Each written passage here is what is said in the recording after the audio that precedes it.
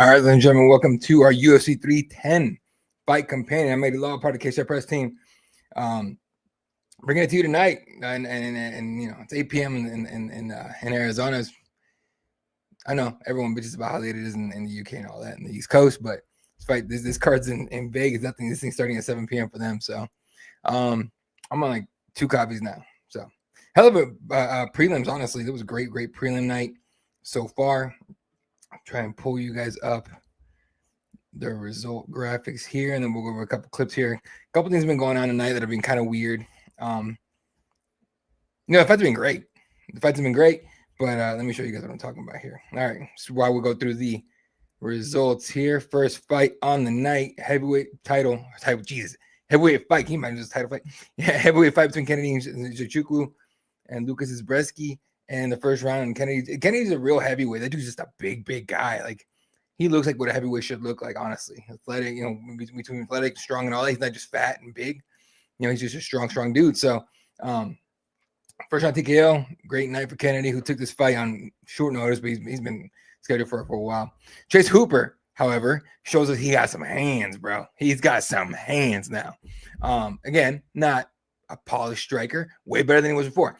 Gets the Guida into some scrambles, catches the arm bar, and then Guida tried like how to get out of it. Actually, ended up staying in there a little too long, injured his arm. He was complaining about it quite a bit afterwards. Not complaining, it was hurt. Clearly, it was quite obvious. Michael Chiesa, 3rd round submission victory. Looked pretty solid in this fight, better than he has recently. Usually in the last 2-3 fights, 4 fights, losses in the last 3 losses or so. Just off the top of my head, if you get Chiesa in a dark choke or you take his back, he taps. He doesn't even wait. Or an armbar, he taps. Like he's just not, for some reason, when he's on that bad end of a scramble or roll, whatever, he's not one to hang on there too long. And I understand, especially the armbar, you don't want to get your arm snapped and all kinds of stuff. So after that, Joshua Van was perfect, in my opinion, perfect performance against Cody Durden. Both men, came out firing like crazy, but Joshua Van is just another level at this point. Younger guy, not another level, but younger guy, and just rising and improving all the time. He just wants to get these fights in and get it going. This is Chase Hooper talking about his, the improvement of his game through having a new team and all that, or having his team together. Joshua Van, he watches his fights back and he smiles about it. Brian Battle, split decision victory over Randy Brown. This one was kind of wild. A lot of people disagree with the decision. I don't really, because Randy Brown won the first round for sure. The next 2 rounds were questionable. So either way, no matter which way this fight was going to go, it's not going to be a robbery or anything crazy like that. Michael Chiesa got his black belt last night and gets a win today. So worked out real well. Nice little weekend for him. Evloev with decision victory over Aljamain Sterling. I didn't like the decision. I thought Aljo won. I thought if Mozart won, it's going to be a split. But I had Aljo winning it 2 rounds to 1. And again, I'm live tweeting while I'm watching, so I'm not really scoring it while I'm sitting here. And that's kind of how that goes. They asked Eric Anders if he would try to get his old head coach from his Alabama football days, Nick Saban, in his corner. He said, "Hey, maybe in his last hurrah, we'll see." Vicente Luque submission victory in 52 seconds of Themba Garimbo. That's a rough one. Garimbo got put to sleep. When once they announced the decision and everything, Luque tried to go, say, "Hey man, good fight, thanks and everything." And Themba kind of like a little fist bump and walked off. Themba's a very emotional guy, so I'm not surprised at all that he did that. A lot of people online were calling him a sore loser and all kinds of stuff, and I get it. But in the heat of the moment, in a battle, in a fight, when you're a guy like Themba Garimbo, you're gonna be a little, you're gonna feel some type of way. So I don't blame him. It is what it is. Eric Anders, your boy, TKO victory. That was actually way before this one, honestly, but I messed up the graphics, so I had to fix it and then repost it later. So it's off anyway, a little bit. But Eric Anders, TKO victory over Chris Weidman. Are we done with Weidman? And not in a bad way. Like, are we done, seeing him get beat up? Because it was just, he looked good for the first round, and then that was that. He ran out of gas, ran out of everything else. Eric Anders took over after that. Let's see. Oh, okay. This is Gordon Ryan talking about why he has an issue with Mikey Musumeci, because Mikey very clearly, very loudly and openly has said, I don't respect anyone that does steroids. I don't like steroids in jiu-jitsu, yada, all that stuff. Gordon Ryan legit goes after him, saying, he's comparing, as my boy Gumby from Top Turtle MMA says, he's comparing changing jiu-jitsu teams, to doing PEDs. That makes fucking zero sense. right? So he goes, "Oh, Mike is coming after my morals. Well, what about your? Let's start with your loyalty, motherfucker. What are you talking about? In jiu-jitsu, you're supposed to move gyms. Like Gordon Ryan is just like seems to be like he's all up in his own head now, and he just makes shit up. Like it seems like there's a lot. There's a giant part of the population in this country that just makes shit up in their head, and because they made it up or they heard it somewhere, they just what it is now, and he doesn't give a shit anymore. So that's what it is, man. I don't think steroids belong in any sport, except for baseball. Please put it back in baseball. Other than that, that is what it is. Dominic Reyes with TKO victory over Anthony Smith in a fight where Smith looked like he didn't want to fight. So we walked out, gets to the whatever the spot where the ref checks him and everything, gives him puts the Vaseline on him, everything, and starts just crying. Completely understandable. Anthony Smith just lost his best friend a few weeks ago suddenly, and but in the fight he didn't want you. Like there was times he didn't even defend himself, and when he got taken to the ground, he didn't even bother getting back up. He just accepted that position, almost like he was just waiting for an out, like he was looking for an out. It's yeah, it's just rough. It's a rough go. I don't blame Smith for fighting like that. It just for his own sake, I kind of wish he hadn't done that. Like he just pulled out of the fight. But yeah, man, tough. You lost your best friend has been in your corner pretty much every single fight. Like what do you expect? So then yeah, and then he left. He didn't say he retired, but he said he was likely his last fight, but he's gonna think about it. And then Gordon Ryan goes out talking about. Here's the part that bugged me. Right, and someone says that the guy's 29 but looks like mid-50s. Okay, bro. So my thing is this with Gordon Ryan. In this clip, he basically says like jiu-jitsu kind of basically said jiu-jitsu needs steroids so people look like athletes. Like it's just a bonkers way to think. Honestly, if you disagree, let me know. Just realized that I put the Cage Shot Press logo way too far to the left. Much better. Anyway. So yeah. It's I don't know, it's messed up. All right, as you guys know, I do the graphics for CageShotPress.com, and so I will be taking breaks in between making graphics every day. If I'm just staring at the screen, I'm doing something, trust me. But I'm doing, but we're making graphics and everything. I break the whole fourth wall down. Earlier today, Octagon 64 took place in Germany. Patrick McCoy was there covering it for us. They had a wild week, honestly. From the presser yesterday, where this goes down, dude throws the belt. He actually he got the promoter on his head. He had a little cut in his head and everything. And at the end of this morning, before the fight started, right, because they were in Germany, so it was early this morning, they announced that the fight was off. And it turns out they had fined Hatef Moyle. They had fined him 30% of his purse, and he got pissed and refused to fight. So main event got canceled, and it was just kind of a shit show and everything. So last night, one championship at a pretty solid card until the main event where Christian Lee poked the shit out of Alibek Razolov and stopped and ended the fight right there. That was rough. LFA had a pretty heavy mismatch that didn't even get to a finish. It's been a weird weekend for MMA. UFC 310 has been making up for it, so it's pretty solid so far. Let's go ahead and talk about our first fight on the main card. Everyone's looking forward to this one. This should be a crazy one. Nate Landwehr against Korean Superboy Ho Choi.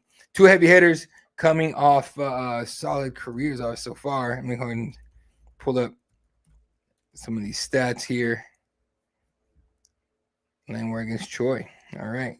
Nate Landwehr 18-5. Actually, we'll do it during his walkout because they should be showing walkouts this time around because we're on pay-per-view. Yeah. Anyway, sorry, I'm getting messages from my team. Gabriel Gonzalez down in Las Vegas for us for Cage Side Press, and the entire team on deck tonight putting in that work. So here you go. Let's go ahead and start letting people know.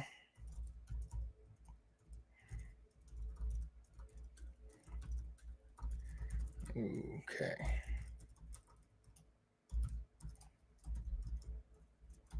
All right. All right, folks. Nate Landwehr was 18-5. Ho Choi 15-4. Both of them coming up a win, obviously. Honestly, the stats overall are pretty damn similar. 2-inch reach advantage for Nate Lanwehr. The leg reach is always kind of funny, but it's important. Although if you know how to throw a good leg kick, you know, that little bit of a difference thing. I mean anything. But they got the same. So there you go.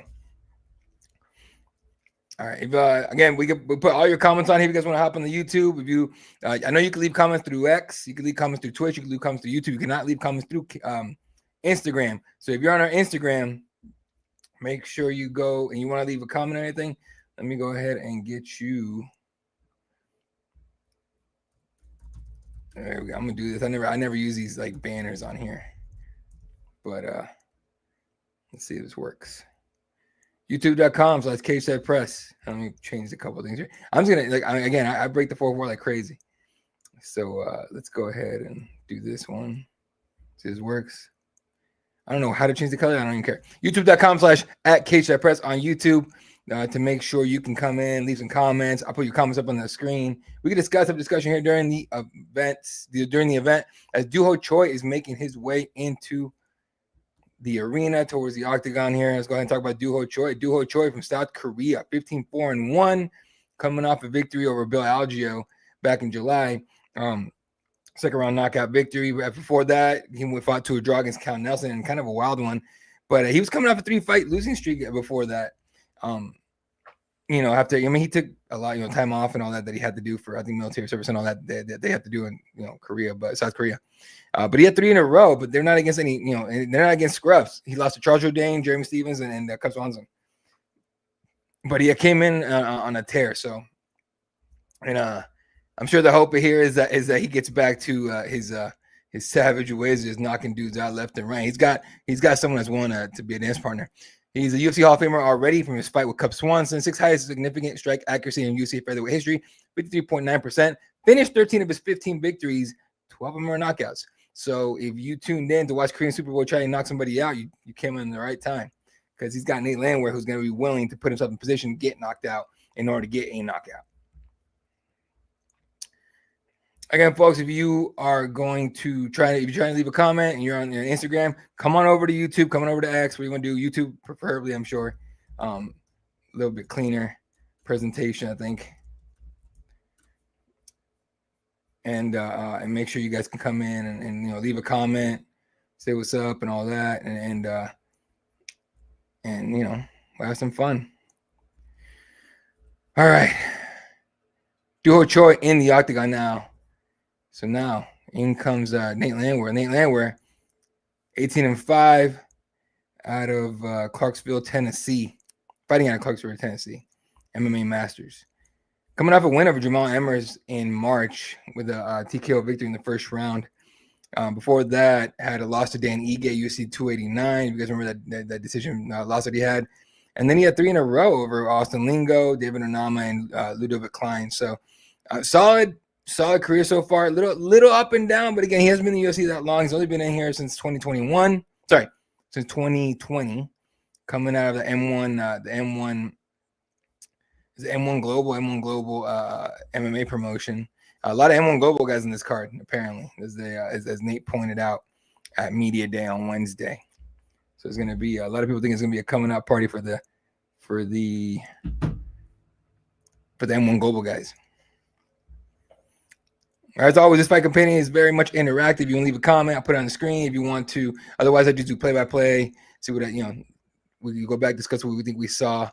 Someone got mad at me on Twitter because I said at the end of the first round when Mozart Evloev kind of went off on Aljo, I said, did Evloev just steal around? And someone tweeted at me like, oh, so the first 3 minutes and 30 seconds don't count?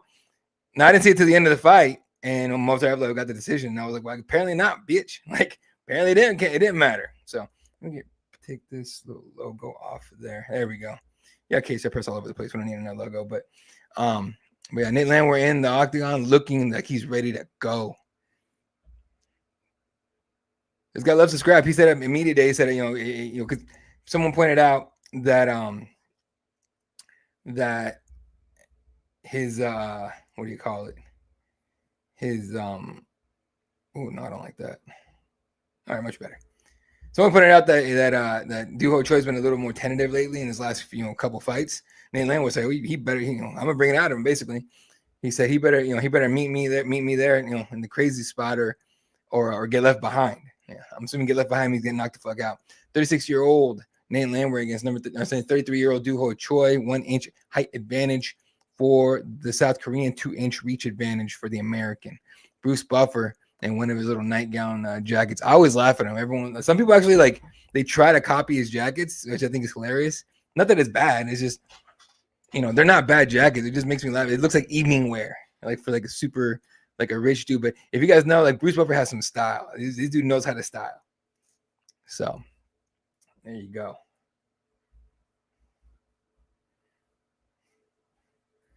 Gonna try and make some clips here while we're on this. I'm gonna be doing. I'm multitasking today. So we're gonna try to do our thing.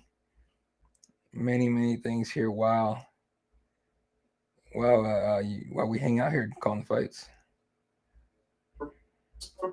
Brian Battle talking to the media back here in the clip. I'll find out what he said here in a minute. I'm talking to some of my friends are actually in the crowd. They got tickets to the fight and everything, and they said it's a pretty at the beginning. So okay, maybe it's just my friends, but most of my friends, and myself included, if I ever go to a fight as a fan, it's I'm there from the first fight to the end, right? These guys were there too. They sent me a picture or a video on Snapchat, and there was fucking nobody. There was 5 people there. It was kind of hilarious. Who's sitting next to Dana right there? Is Dana, somebody else, and Hunter, and then Islam Makhachev. And Alex Pereira's cage side. It was Nate. Nate Diaz gonna be in there somewhere. Nate's gonna be in the crowd, and for sure. He's there supporting Gracie. The Shopcott group is there. Little group in the crowd. All right, here we go. Chris Tonioni is the referee. The clock that I used to put on here does not work, right? So I'm gonna go ahead and just I'll read out the time every once in a bit here. Nate Landwehr is ready. Ho Choi is ready. Shout out to powerful John Morgan in the back there on Media Row. Round 1. And go. Nate Landwehr right to them, gets right over to Superboy. 4:55 left in the round. Nate Landwehr with the pressure. No one's throwing anything just yet. They're both being very careful. Nate's not trying to catch. Ooh, nice little left. Ooh, nice little uppercut there for Ho Choi. Choi with the right hand of the body too. Nate Landwehr with the front kick to the chest. Then goes the little jab kick over to the oblique before blocking a jab from Choi. Who Dan throws a nasty overhand right. Hit guard, but it still forced Nate backwards. Nate goes in, eats a bunch of shots, trips on his own feet, then get knocked down, but then he's eating shots to the body too. He's just his guard is high, and it feels like he's trying to figure out the timing and the speed of Ho Choi, who throws another jab, jab, and then overhand right again behind the guard. What do we got here?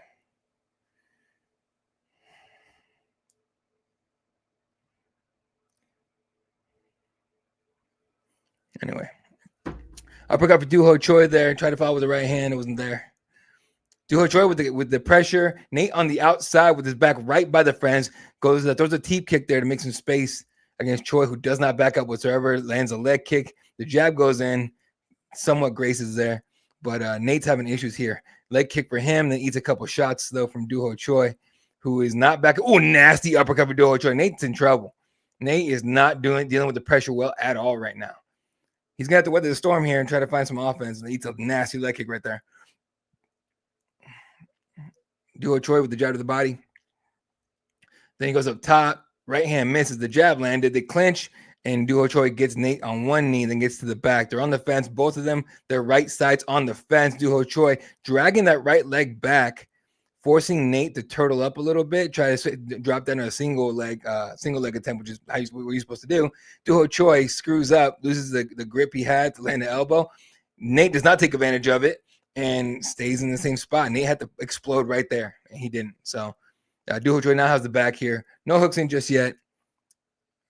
Just kind of a body lock from behind here with no hooks, no real position just yet. But he is heavy. He is on top of Nate, who's kind of sitting with his left side on the left elbow as a post.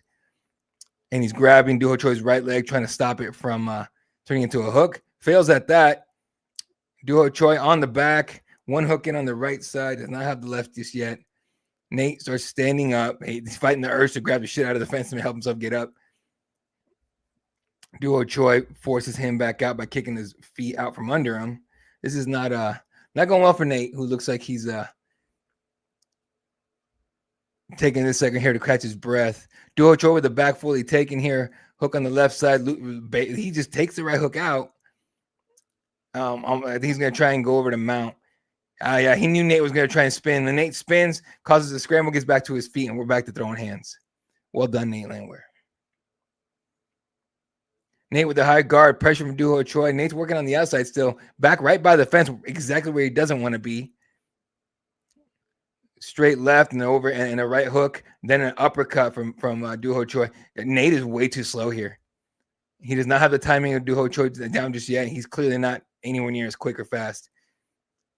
Ho Choi just kind of letting loose here. Uppercuts, right hooks, uppercuts. It's coming from everywhere. Nate does not see it coming. He's eating a lot of shots right here. Nate trying to go in with the pressure, tries to go in the right hand, misses everything, goes to tie clinch. Nate needed the body. Ho Choi gets his own tie clinch, but instead goes underhook and then spins out of it. He wants to throw hands. He ain't trying to clinch with nobody. He lands a leg kick right on Nate, who is not lifting that leg in the same way that guys who have their leg jacked, the calf jacked, do. And Ho Choi just having his way at this point.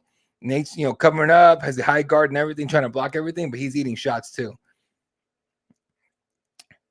I think he's accepted that this is going to be a rough fight for him. Kick to the body there for a front kick to the body there from Nate.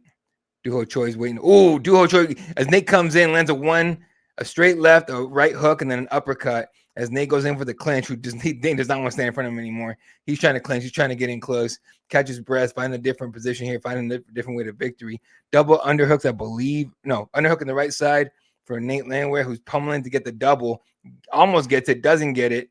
Tie clinch with an arm in for Ho Choi, then lands a knee to the side of the body. Does Nate? Oh, nasty elbow from Ho Choi right there.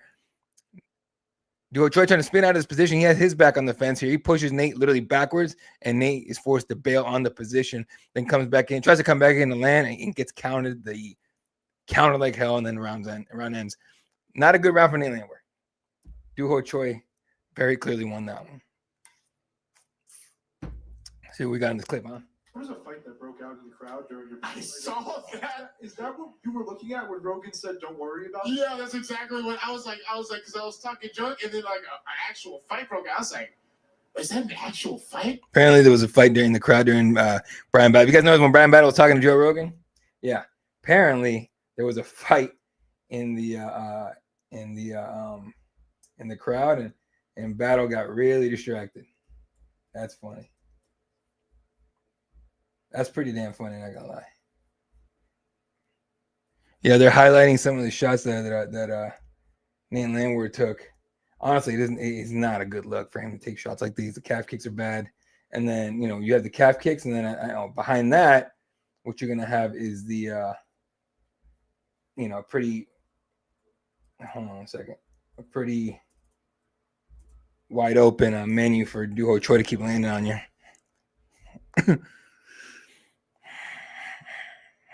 All right, round two. Nate once again takes right to the middle of the octagon here, and again he says this has to be where he has to be. This is where he has to be. Cannot have his back on the fence. Ho Choi already landing on him, landing already some nasty shots. Nate's trying to throw whatever he can, but he is so wary of the power coming his way after he's felt it a few times now that he is covering the fuck up. Ho Choi just landing whatever he wants on him. Nate's trying to keep covering up here. It's not working very well. He's still getting hit.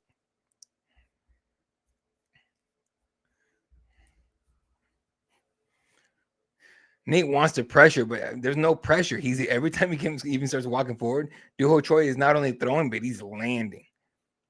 Nate trying to work his own leg kicks here. It's not working very well. 1-1-2 for Nate. That lands all right.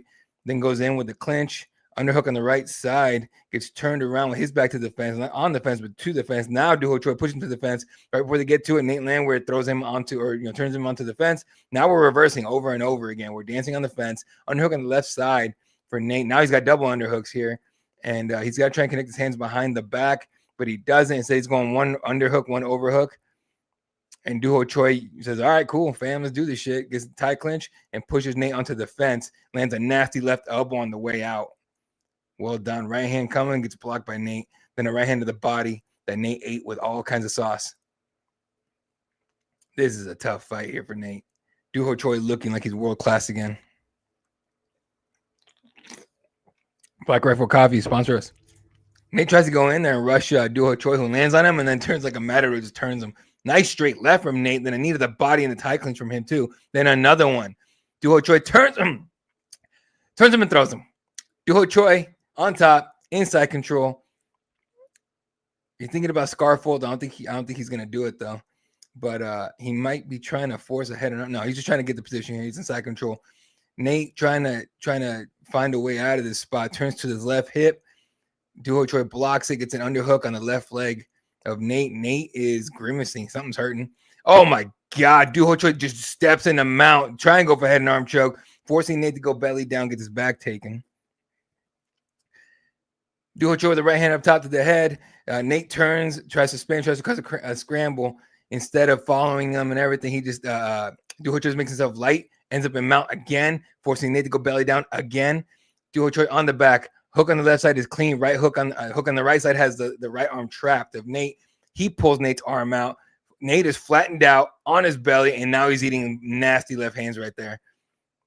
You do not want to be flattened out. Not in an MMA fight. Not any fight, but not an MMA fight. Nate fighting like hell to get to a hip, trying to pose, do something, maybe try to crawl his way. But man, Ho Choi's in the spot where he could possibly try to throw up an armbar here if he really wants it with 2 minutes left on the round. Instead of taking his time, solidifying the position. A little too high here on the back. A little too high. Nate's about to escape out the back. Ho Choi's trying to drag himself back down the back. Nate grabs the back of his head like this, like behind him, trying to throw him. Ho Choi feels it, gets his head out of the way, and now back on the back again. Again, he's still too high. He's still too high. You know, Nate would only help him if he tried to walk up on him right now.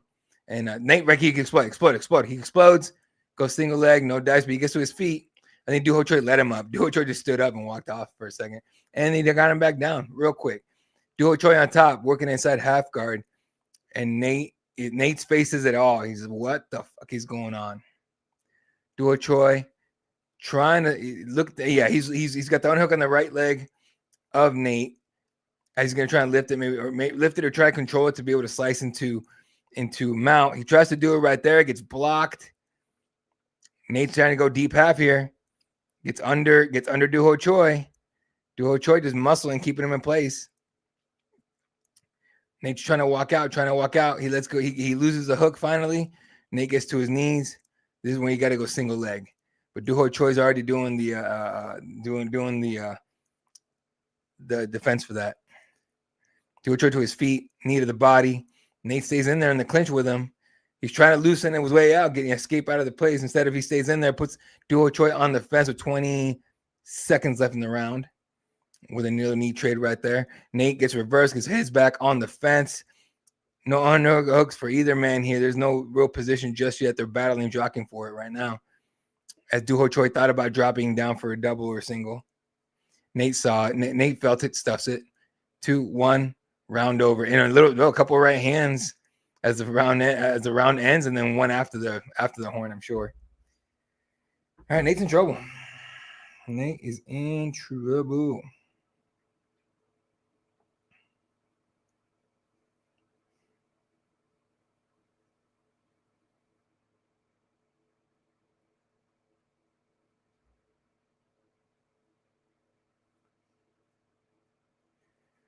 Man, this is honestly, it's kind of a wild one.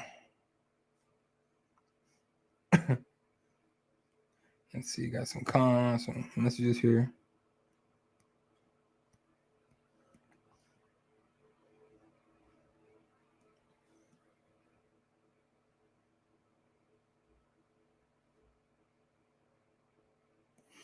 Anyway. Jesus Christ, Georgia and Texas apparently. I'm about to rewatch that shit. That's gonna bug me.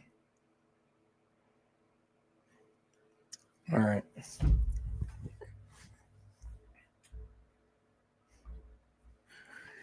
Round three, and Nate Landwehr needs to finish.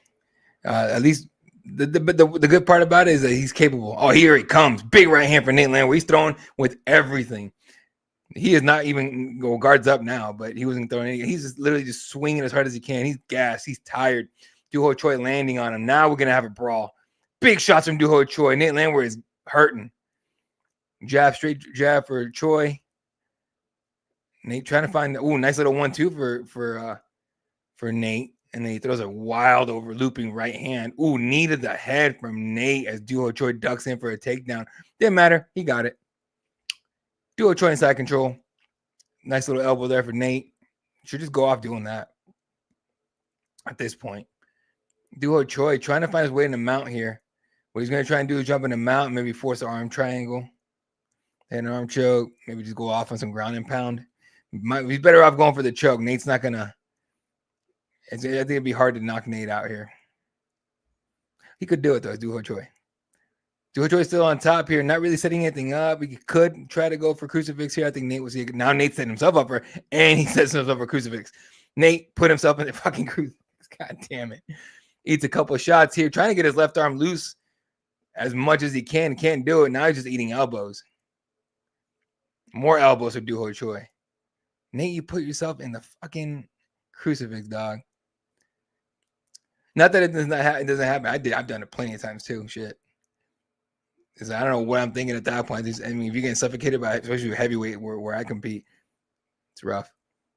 Still in the crucifix position here is Ho Choi landing little right hands to the face of Nate. Finally, Nate's about causing a scramble. And nope, he gets stuck. I thought Nate was going to scramble out of that. Coming up on 3 minutes left in the fight as Ho Choi just landing right hands. I'd be surprised if he doesn't start going off like a nuclear. Just fucking go ape shit here trying to finish it. All right. Nate's scrambling. Nate's trying to get out of this. Ho Choi just literally just letting him drag him. Nate gets to his right hip. Then gets flattened down on his back again. Still stuck in crucifix. But at least he's not getting, constantly hit with elbows and hands. Coming up with 2:40 left in the fight. Ho Choi starts the crucifix here. Looking for another elbow. Instead goes right hands real close to the face. Nate's trying to put his face in the hip of Ho Choi, setting himself up nice and clean for a nasty right elbow. There's no right way to do this right here. Like he's in trouble right here, right? Right here, just gotta muscle your way, do a scramble, whatever. But he is stuck right here in crucifix, eating all kinds of shots. Rep is literally right there. I think it's Tonioni. It's Chris Tonioni. Chris is ready to stop this right here. Like he's just eating clean punches as Nate. And the ref sees that, he's going to stop this right here. Or he might stop this right here. If Ho Choi just goes off right here and starts landing some nasty elbows, this fight's going to end. Here we have some couple hammers there. Nate's been in this spot for minutes. Not seconds, minutes. And that's a fight. That'll do it. Ho Choi, another victory.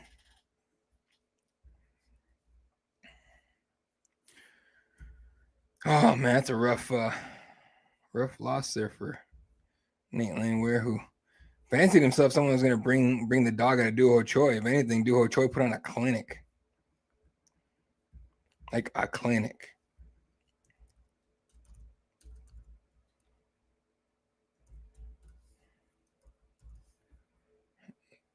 Yeah, Ho Choi put on a clinic. It wasn't even. Let's be honest, it wasn't even competitive, right? Can we agree to that? It was not even really competitive. So here, as soon as we see Buffer come into the octagon, I'm going to mute myself and get the official decision and timeline for you guys. But go ahead and was that round 2? Yeah, round 2 TKO, I think. Oh fuck. All right. Nate was looking just dejected in this corner on the stool. That's a rough loss right there for Nate. It's one of those fights that it should have been way more competitive than it was, and it wasn't. There'll be a nice decision here in a minute.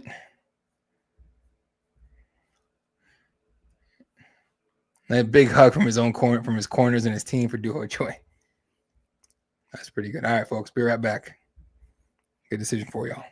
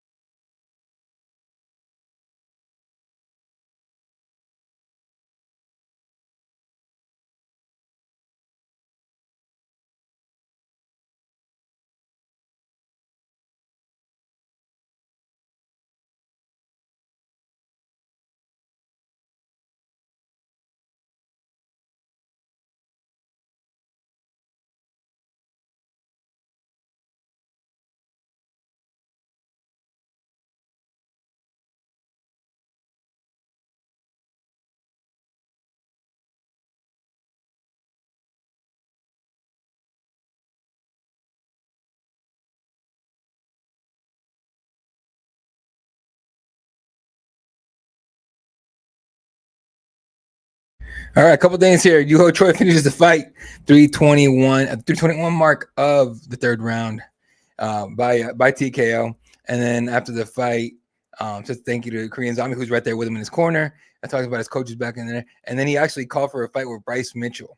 He says he believes if he beats Bryce Mitchell, he'd be a ranked fighter next. So he's got a good point on that. Could happen. Holy shit, Rob Van Dam sitting next to a whole lot of plastic. No offense. I just think it's funny. And Bo Nickel. Okay. They're booing him. Look, man, everyone boos you. There's a reason. All right, dog. I get it. You think I do what I do to win, but we should be happy for it. No, dude. Because you said you dominated. You didn't even come close. Bobby Green in the crowd. Like, Ho Choi. Hey, Cowboy Cerrone. Very likely getting a giant ovation. Tatiana Suarez pulls out of her next fight. Patrick Mix that next to her. Tatiana Suarez pulled out of her next fight due to a health issue. Hang on one second. Look at they're talking about something serious.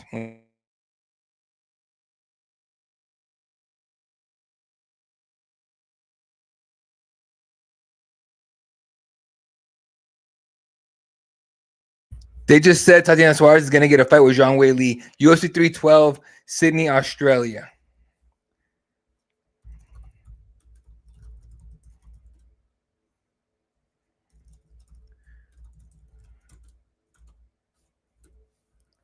That is wild. That's true. Is that breaking news? Strawweight Championship in Sydney, Australia. UFC 312, February 8th at Kudos Bank Arena. Tatiana Suarez will challenge Zhang Wei Li for the Strawweight Championship. Let's go. And then Dricus Du Plessis against Sean Strickland, also on that same card in Sydney, Australia. So there you go, folks. That's gonna be it's gonna be a solid card. Solid card.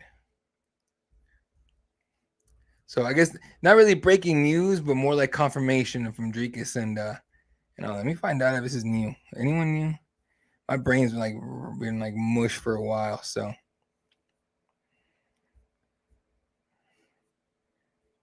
Yeah. So yeah. Okay. It is.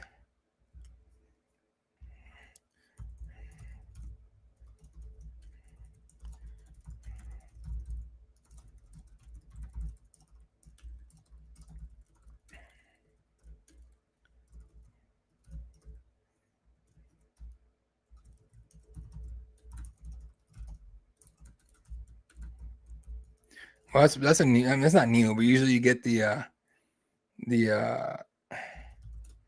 what do you call it? You get the what do you call it? The Dana White videos, right? That's how he breaks and everything. So, well, that's interesting. Definitely interesting to get that fight. All right, folks, we're gonna take a quick piss break, get a cup of water. We're right back here. Next fight up, Bryce Mitchell and Gracie about to throw down here. We're gonna get another grappling match. I hope so. I don't want to see these guys throw hands at all. All right, be back here with you guys in just a couple minutes.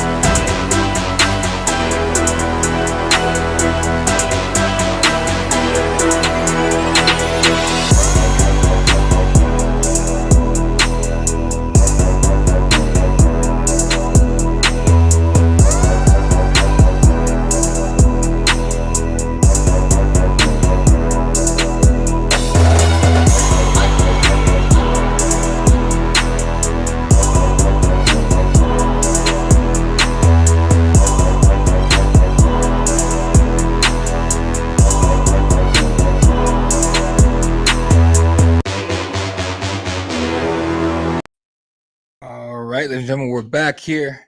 UFC 310 from Las Vegas, Nevada. Next fight up, Bryce Mitchell was a minus 850 favorite to Chrome Gracie's plus 575. I'm not a betting guy. I don't bet. I don't gamble at all. So there you go. But anyway, so we're done. Actually, I need to learn about the whole betting thing. I'm just terrible at it. So Bryce Mitchell 16-3, taking on 5-2 Chrome Gracie. Bryce Mitchell putting his number 13 rank against Chrome Gracie. The decent chance to stays on the feet the whole time because two grapplers, but I would love for this to go to the ground. Can you imagine some of the scrambles, some of the exchanges in this fight between these two jiu-jitsu savages? Although I wonder whose game is better, jiu-jitsu wise. So Bryce Mitchell's probably gonna walk in with his Bible, right? I love Bryce Mitchell, honestly. I enjoy it. I'm gonna mute myself for his walkout. Like when he walks into the cage, because I want to see it. I also want to see if Nate Diaz is in the corner of Chrome Gracie or just they're supporting him. That'd be interesting. Uploading clips and making clips for y'all for the social medias. We have all our clips on Instagram, X, TikTok, and YouTube. And hopefully TikTok don't get shut down anytime soon, but the way things are going, you never know.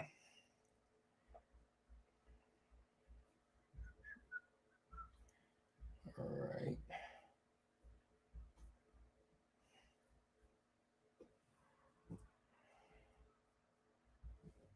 They're showing the fight that broke out in the crowd. They have the what we call it, the little intro video to this fight here. It's interesting. Ho Choi called out Bryce Mitchell. He didn't say I want the winner.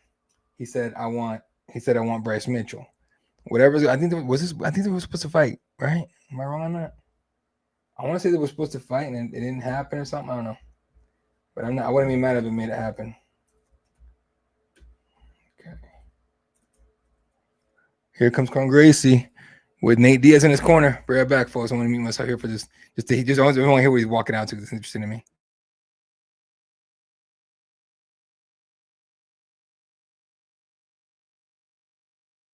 I know he's walking out to. I can't tell. It might be. Oh, you know what it is? Hang on.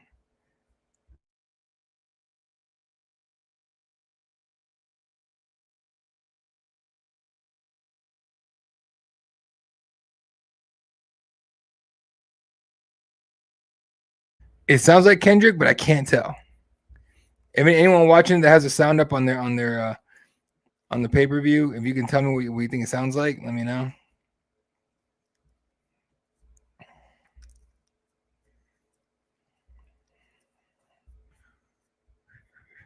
Hey, the homie Joe Rogan apparently Rogan was texting as he got on camera, and DC had to tap my camera. We're on camera. He's like, "Oh shit."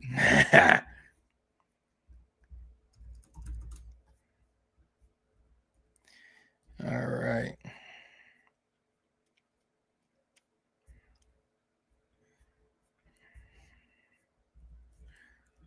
Chrome Gracie in the octagon now as we speak. Talk about their odds here in a second. I'm gonna mute myself while I see. Actually, no, I'm gonna wait till Bryce Mitchell gets in the actual octagon before I mute myself. I want to see if he does the Bible thing. I enjoy that. I enjoy his little. I just like he's genuinely himself. Whether people think he's crazy or not, flat earth, all that kind of shit. I don't mind any of that, honestly. Coming out with the American flag. How come no one else gets to carry their flag? Just the American flag. You know what I mean? It's a very international sport, and they stopped. Not them, but they stopped. Who did they stop? He went earlier tonight. Oh, geez, Bryce Mitchell running to the cage. This dude's ready to go. Myanmar. Joshua Van wanted to walk out with the Myanmar flag, and he said he wasn't allowed to, which is weird, but everyone else gets to walk out with their American flag. I know we're in the States and everything, but come on now. It's an international sport. What are we doing? All right. Let's see here.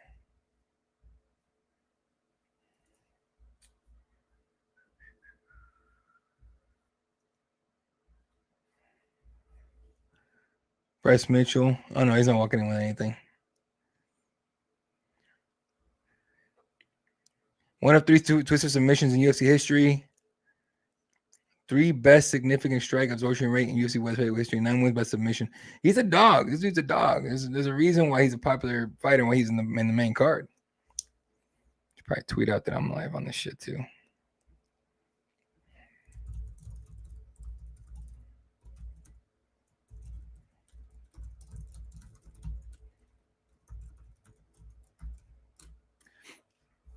All right.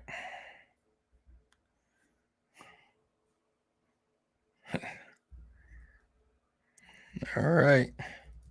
Time to make these announcements there, Bruce. Get it.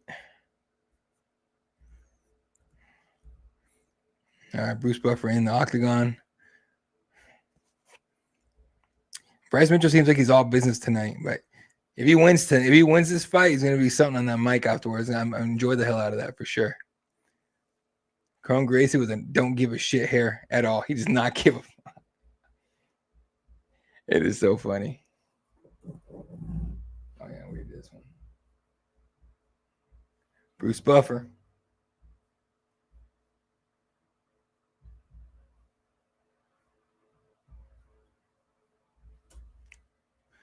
Cron Gracie, 5'2", 5'2", 144.5 pounds out of fighting out of LA. Technically Montana, I guess, but out of LA, a plus 575 underdog. So if he wins and you put money on him, shoot. Although I don't see a lot of there's a lot of gamblers I know that don't take many risks. So I don't know how that works.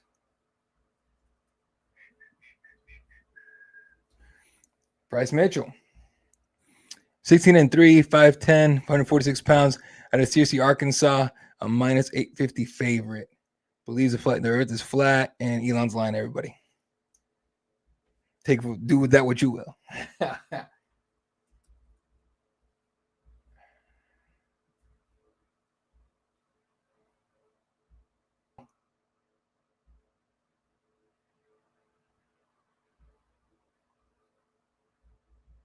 I don't think when he's talking about Islam that he's when he's talking about.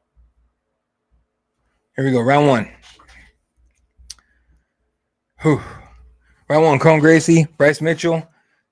Smoke if you got him. And we go. Right to the middle. No nonsense in there with him. 455 up in the first round. Bryce Mitchell with a lot of pressure in the inside. Cron Gracie popping out that jab. We got 2 lefties in this fight, or at least 2 guys fighting in unorthodox or in southpaw. In the last little inside leg kick there for Bryce. Cron comes in with a couple hands here, but literally nothing heavy at all. Cron Gracie moving in slow motion in a bit, eats a nice little calf kick and then a right hand to the body. It'd be crazy if Cron Gracie just threw some savage shit and knocked him out. Oh, nice little clinch there, knees to the body from Bryce. Oh, fucking Cron pulled guard. Cron pulled half guard, more importantly. And so now Cron's on his back. Bryce Mitchell on top, working inside half guard. Cron put himself in. Cron's trying to get his full guard back here. He's trying to turn into his right side, trying to get in his hip, trying to find a way to get his right leg loose enough to get in for the full guard, which Bryce Mitchell knows is coming. And so he's controlling that right leg of Cron Gracie's. Not a good spot to be. Well, I guess dry either way. Cron Gracie trying to force something here. I think he's trying to force. He's grabbing the shit out of the left hand. Bryce instead postures up, lands the left hand up top, and then comes back down. Looking for let's see, was this looking at? Can I put it? No. Cron on his back has an underhook on the right side, over on the overhook on the left, and he's connecting his hands together, trying to keep Bryce's posture broken. That way he doesn't get up and start smashing his fucking face in. Bryce sneaking in some little short, little annoying ass little fucking right hands, but it works. He's stacking Cron pretty good here. Just making sure Cron is as scrunched up as possible. He does not want Cron to find a way to get his offense off his back going.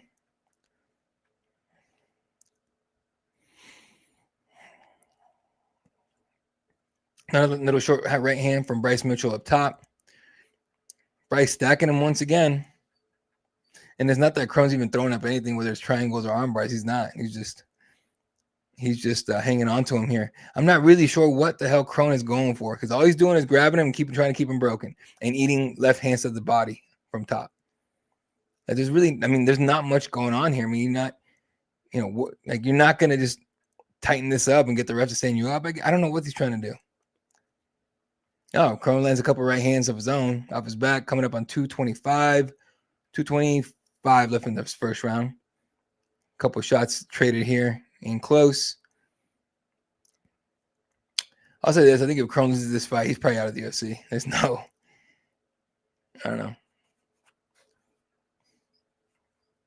I wonder what good is having Nate Diaz in your corner if you're just going to be, I don't know, doing this. Bryce on top, still landing shots at the body with Crone Gracie, just little shots up top and just breaking his posture, keeping his posture broken. His guard's a little bit open, and Bryce, I think, felt it and tried to explode out of it and couldn't. Crone Gracie controlled the shit out of that right arm. Now Crone Gracie gets his guard in. He's going to try and, it looks like he's going to try and sneak, here we go. He's trying to go underhook the left leg of Bryce. Couldn't do it. Bryce saw it, blocked it. Now Crone's opening his guard up again, stretching himself out as much as he can, make some space, trying to get his legs into play to maybe go for triangles or arm bars here. And then eats an elbow right there from Bryce Mitchell, who got loose enough to do it. Bryce knows his game. Bryce plays his game. Like, you know what I mean? Like, he knows what's going on here. He's fine. He knows how to control his position. And just landing little shots and scoring on Crone Gracie. 3 minutes and 12 seconds for Bryce Mitchell so far. In top position. I apologize for that. Really, really tired today. Bryce gets his head loose, tries to posture, and somehow just comes right back in. Little shots to the body there from Bryce from top. Now, I'm really trying to figure out what Crone's thinking here by pulling guard. He keeps throwing his legs, trying to get to the side while trying to limit the damage that Bryce Mitchell's throwing down here. God, I wish Rickson Gracie was young. He could have fought in the UFC. Yeah, Crone Gracie's father, his dad. Go back and watch his Vale Tudo fights. Oh, now he's trying to do this little arm bar off his back is Crone by using his neck, and I forgot what they call that, straight arm lock, but no dice. Bryce saw it. He was good. You're not gonna catch Bryce Mitchell with like some, like a foot lock or toe hold or whatever the fuck. You're gonna have to get him with something if you're gonna submit him. Shots to the body, then up to the head from Bryce Mitchell as the round ends, and Bryce Mitchell just won the shit out of that first round. Crone gets up, gets to his corner. Rickson Gracie has not been in Crone's corner for quite a few fights now. Just announcing not long ago that Rickson Gracie announced not long ago that he's been diagnosed with Parkinson's and has already started feeling tremors in his hand, one of his hands, getting tremors and who knows what else. Parkinson's is a scary motherfucker. So, but he's got an attitude with it. He's just like, hey man, it's a gift from God. And I got to learn I got to show him that I can overcome this or adapt or whatever. So it's a good way to look at it.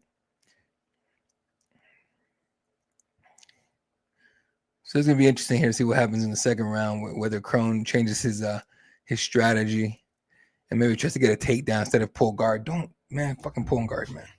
Not a fan of guard pulling in MMA at all. You kind of get yourself in trouble. No, you do get yourself in trouble doing that. About Islam, that his wrestling is good enough. Making clips as we go as well. You guys get to hang on me while I'm working here. As the second round kicks off. Bryce Mitchell coming at him. Crone Gracie throwing back some kicks. Crone's putting the pressure on him, throwing the hands. Okay. Crone Gracie got tired of getting beat up. Little front kicks to the body from Bryce Mitchell. No, nothing happens on that one. But Crone Gracie's coming after him. Big leg 1-2 for Bryce Mitchell. Crone Gracie felt the shit out of that. He might be hurt. Needed the body. Falling that nasty elbow up top for Bryce Mitchell. Crone Gracie's just kind of staring at him. Crone's trying to kind of duck his way into striking range. And he's getting beat up because of it. But he lands a right hand right there. Bryce Mitchell, and he pulls guard again. It's like he saw. It's like Crone sees Bryce coming forward, like he's gonna take him down. And instead of getting taken down, getting stuck in some shit spot, he pulls guard instead. Seems very instinctive at this point. All right, we're at 4 minutes in the second round. We're going to do this shit for 4 minutes, man. Nothing Crone did in the first round makes you believe that he's actually going to be able to sweep or get Bryce off of him or do something on his back. Krone's doing a lot to keep his posture broken. I can only imagine Rogan's probably like, oh, but relax, when Gracie has a world-class jiu-jitsu game off his back. It's going to be crazy. Meanwhile, all we see right here is Bryce Mitchell controlling the shit out of him. Not saying Kron Gracie isn't one of the best jiu-jitsu players out there, 100%. But damn, bro. We're just hugging and throwing hands on the side here. I'm going to tell y'all, folks, how this fight was on here, but Aljo and Mozart was on prelims.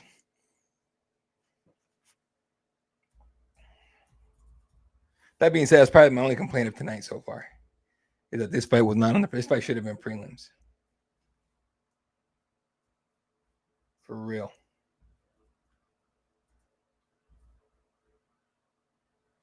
Oh, hey, Bryce Mitchell said, stand your ass up to get back to the feet. Coming up on 250 left in the second round. Gracie coming in. Ooh, nice little knee up top. It didn't land clean. It didn't land, heavy, but it touched for Bryce Mitchell. And the Gracie pulls guard again. God damn it.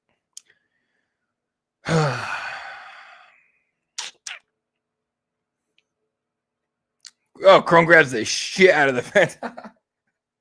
Keith Peterson's like, bitch, get the fuck out.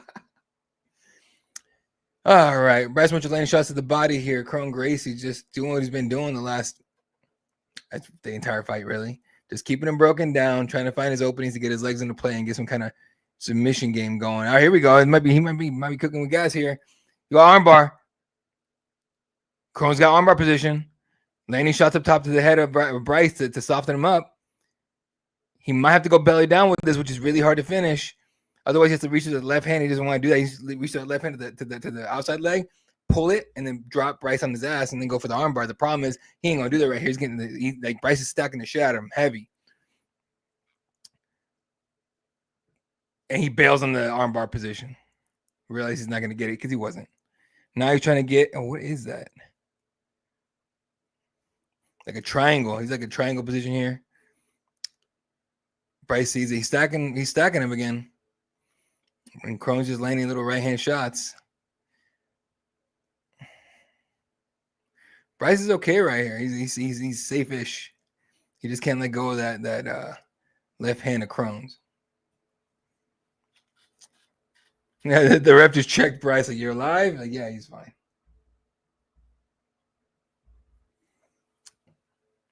Kron Gracie trying to spin to the back. Trying to take the back as he's running out of time, under a minute left in the round. This is some shit you should have done in minute 1 of this round. He's trying to slide to the back. Bryce Mitchell just keeping him pinned on the fence. So Kron's got his back on the actual chain link fence, and he's basically lost position at this point. Nope, no, he doesn't. He's got the back. And he's trying to grab the arm again. He's trying to stretch out, coming up on 30 seconds left in the round. Bryce still controlling him pretty well.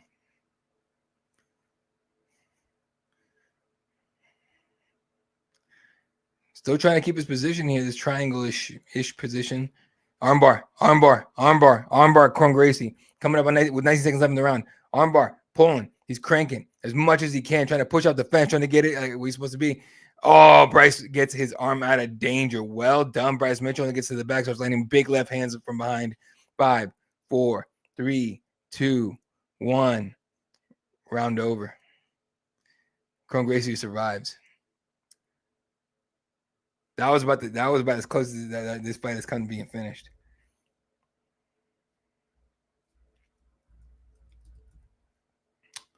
It's kind of wild, honestly. All right, we'll see what happens. Rusty. Meanwhile, I got Mozart Evloev talking about Islam Makhachev. But he can beat a lot of lightweights in lightweight division because he's not small featherweight and he's strong enough. Like me, when I moved up from bantamweight, everybody was singing that I moved up, and I can't tell if he's talking about Topuria moving up or somebody else. And not enough strong for featherweights. So now people thinking that I'm the strongest featherweight. Sometimes when you move up, you have enough power, and we know he's carrying big weight, so maybe he can fight lightweight. But before he leaves featherweight, let's fight with me. I think he's talking about Leah Topuria. I got to figure that out. I don't think when he's talking about Islam, that Oh, he's talking about Topuria. Yeah. All right. Round 3. Kron Gracie walking forward, eating shots.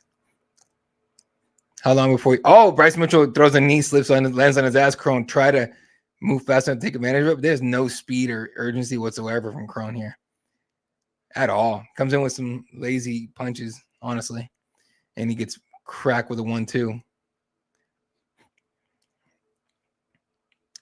Even shots to the body. Kron gets to the tight clinch and fucking pulls guard.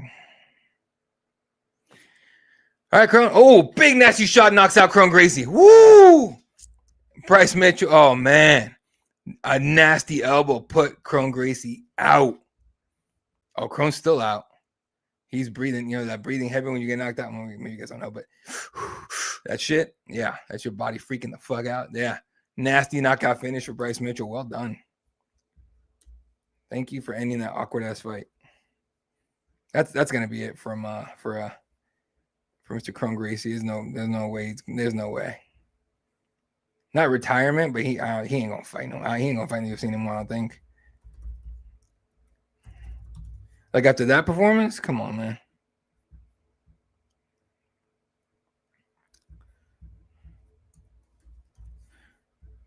But it's just the constant guard pulling, the constant like not changing your anything about your approach when it hasn't been fucking working.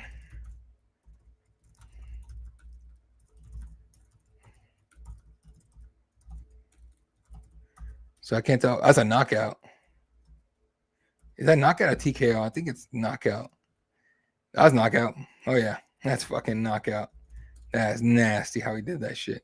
Just a giant left elbow coming in and putting him on skates. As Bryce Mitchell talks to Dana White. Gonna mute myself here in a minute as soon as good old Bruce comes out to announce the decision and all that and the time. But solid win for Bryce Mitchell, who's been inactive for a minute. And he's got some, not sure what that. Nate Diaz in there helping Kron back to his corner, helping him out of the cage. His nose is fucked up. All right, be right back, folks.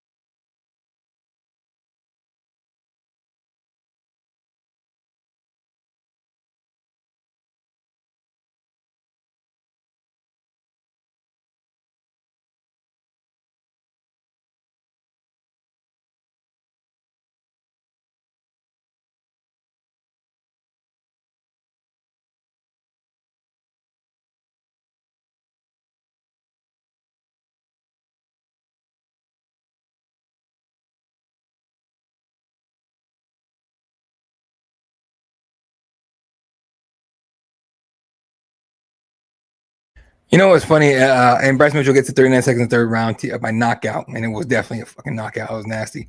But Bryce Mitchell is, every there's always people in the chat and on Twitter and all that like complain about like people talking, thanking God and all sort of stuff. And I don't care. It's not, you want to be, you're religious, do your thing. It's not something that's gonna it's not something that's like me personally doesn't bother me, right?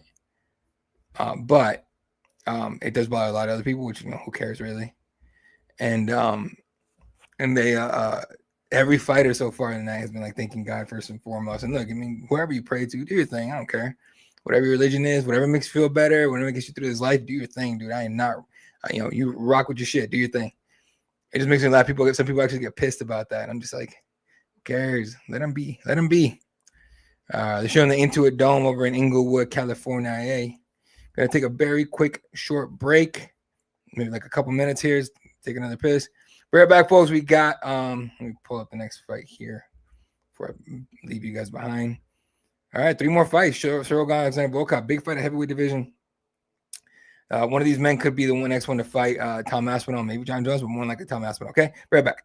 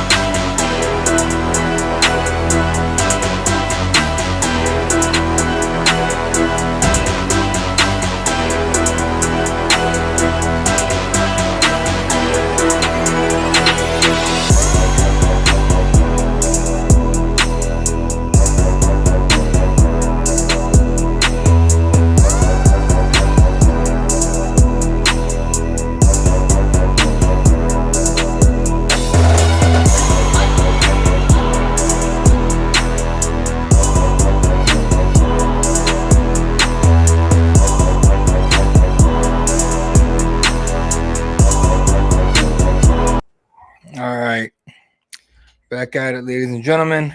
Let's see. Oh, okay. I thought I took that off the other video. Come back up.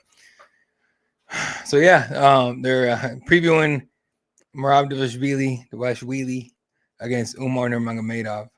Took a while for them. So the story behind it is, according to Dana White, is that Merab went to their office at night and demanded that he was basically tired of people talking shit, saying he's talking to Umar, and demanded they meet the fight with Umar. So Umar gets what he wanted. We get the fight we all wanted. Islam Makhachev, Arman Sarukian in the main event, UFC 311 in Los Angeles or Inglewood, California on January 18th. Co-main event, Merab vs. Umar, Yuri Prochazka, Jamal Hill, Benil Dariush, Renato Moicano, and Kevin Hahn vs. Rainier de Ritter. That is your main card for UFC 311. Rainier de Ritter won't find the UFC, and he's main card worthy on the pay-per-view. Let's fucking go. But that's a rough fight for Kevin Hahn to take. Kevin Hahn don't give a shit. He just wants to get paid, but damn, boy. Let me get through some comments here on Instagram. If you're on Instagram, you're watching on Instagram, you want to leave some comments, we can put on the actual screen because I can't put these on the screen. YouTube.com/@CageSidePress. Come hang on the YouTube, hit subscribe, hit like, leave a comment, do your thing. and going. So I've been asking who's winning co-main event. Shavkat. I mean, I know Ian could win, but come on. Crow need to retire. Am I wrong? No, Crow need to not be in the UFC anymore. I'll say that much. Crow and Gracie being in the UFC it's the slam. Yeah, the slam got him, but it was the slam and the elbow that finished the fight for sure. That's from Just Bash for sure. But yeah, man, it's that I get why Crow and Gracie's in here. It's MMA needs a Gracie, an active Gracie, and all that. I know they got a couple Gracies going on, and one in Bellator, and I think just Crohn's. I think there's only 2. There's not a lot of Gracies competing in MMA anymore. I'm sure plenty doing jiu-jitsu and all that, but it's still. But Crown Gracie being in the UFC is just, I think that's it. I'm not sure how much more he can really bring. All right, let me go ahead and pull up his record here. So he's 5-3, and it's 3 in a row, 3 losses in a row. Again, not against scrubs. Cub Swanson, Charles Jourdain, Georgian, and Bryce Mitchell. But that's 3 in a row, and not a win since 2019. We're in 2024, 5 minutes from 2025. It's not going to happen. So I think Crown Gracie's done. And if I'm honest, I think he's done competing in MMA. I think this is going to be it. I think he'll go back to jiu-jitsu, do ADCCs, whatever you want to do. There's no reason for Crown Gracie to come in and get the shit smacked out of him all the time. There just isn't. So, yeah, we'll wait and see what happens here with Crown Gracie. But if you ask me, if I made a decision, I think he's done the UFC personally. And I don't want to see him go to PFL. Fuck all that. No, let that man, go do jiu-jitsu, go do, I don't think when he's talking about, go do jiu-jitsu, go do, whatever. But don't keep getting punched in the face, especially not for fucking PFL. You know what I mean? Like, just come on.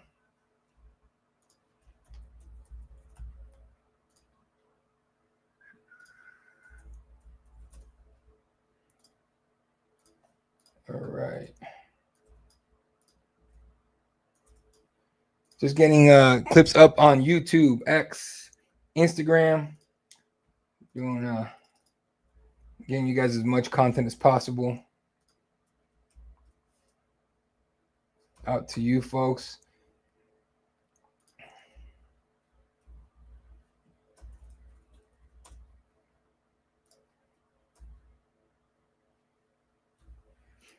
But yeah, Movsar Evloev telling the media that could Ilia Topuria challenge Islam Makhachev or do well at 155.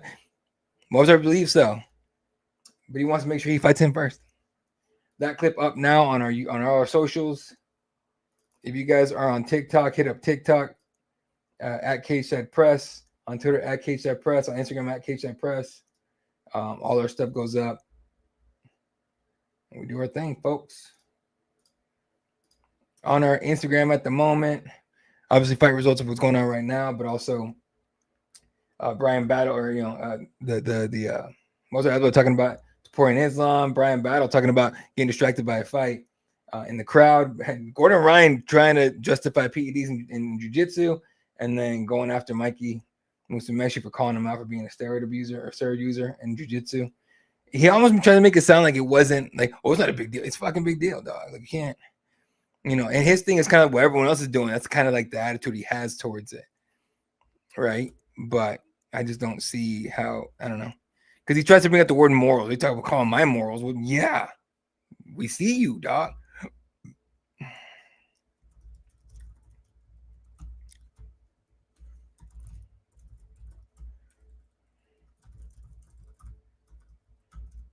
Megan O'Leary on the cage here as they are introducing the next fight up.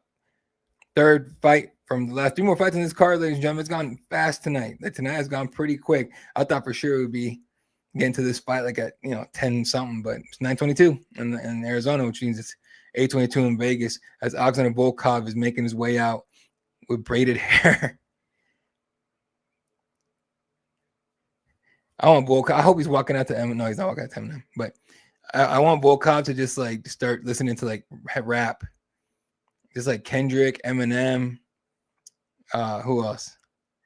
So those kind of artists. Like, get those shits going. Juliana Pena in the crowd right next to Can't tell who that is next to her. No, it's not a fighter, but either way.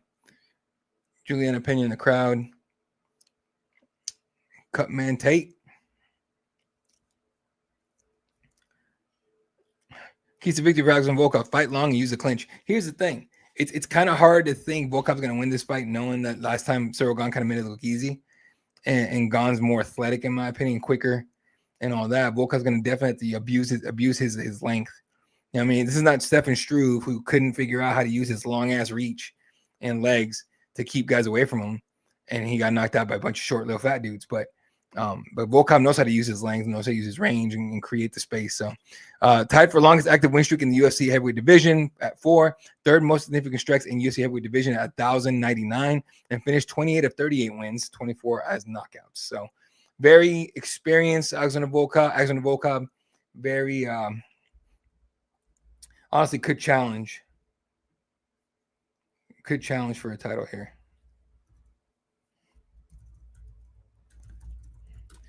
All right, looks like I'm going to be recapping the co-main event, folks. So that's good.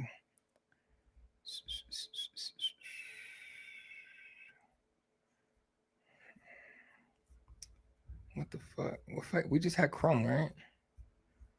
So why? What fight did he have?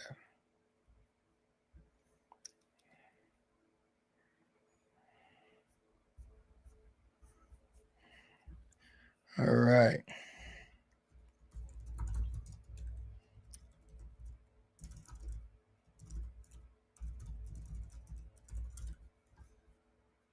All right. Cyril Gane makes his way into the octagon here. Keys to victory. Use your footwork and counter punch effectively. Yeah, what he did last time. Basically.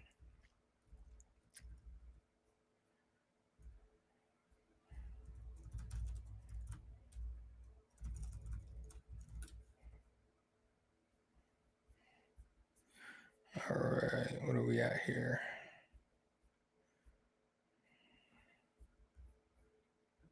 All right.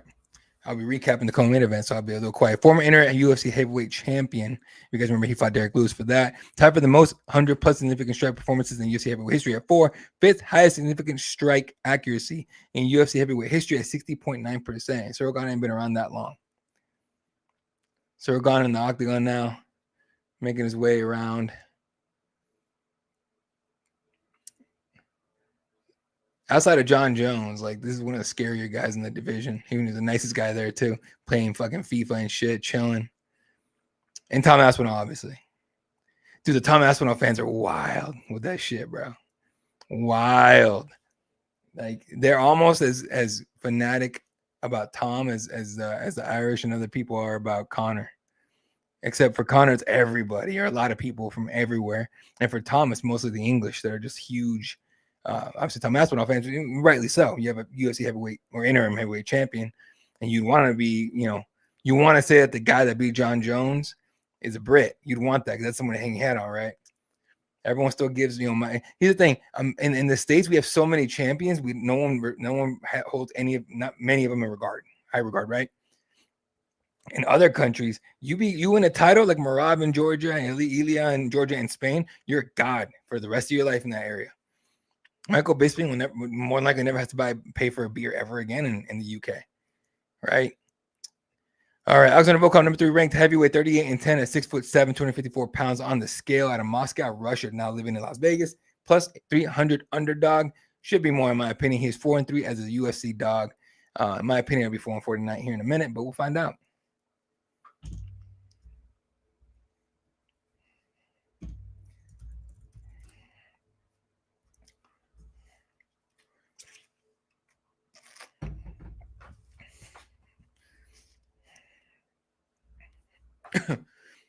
Cyril Gane, I don't know what that tattoo is on his chest. That'd be a good question.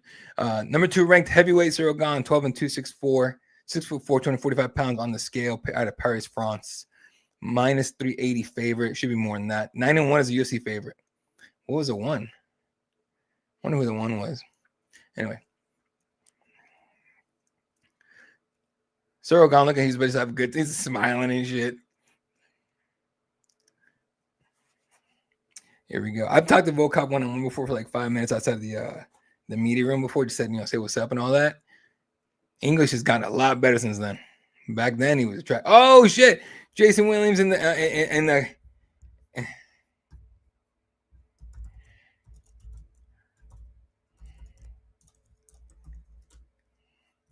Sorry, one of my friends is on there. Jason Williams. Jason on the broadcast. That was cool. All right, here we go. Round one, folks. Here we go. Nice little. Ooh, okay. Volkov's right at him. Kicks to the leg, kicks to the body. Cyril Gane throwing back at him here. 450 left in the first round. Leg kick there for Cyril Gane. Volkov really with the pressure here. He's not about to let Gane walk forward at all, make him go backwards. That's going to be the name of the game in this one. Cyril Gane already using his footwork pretty well.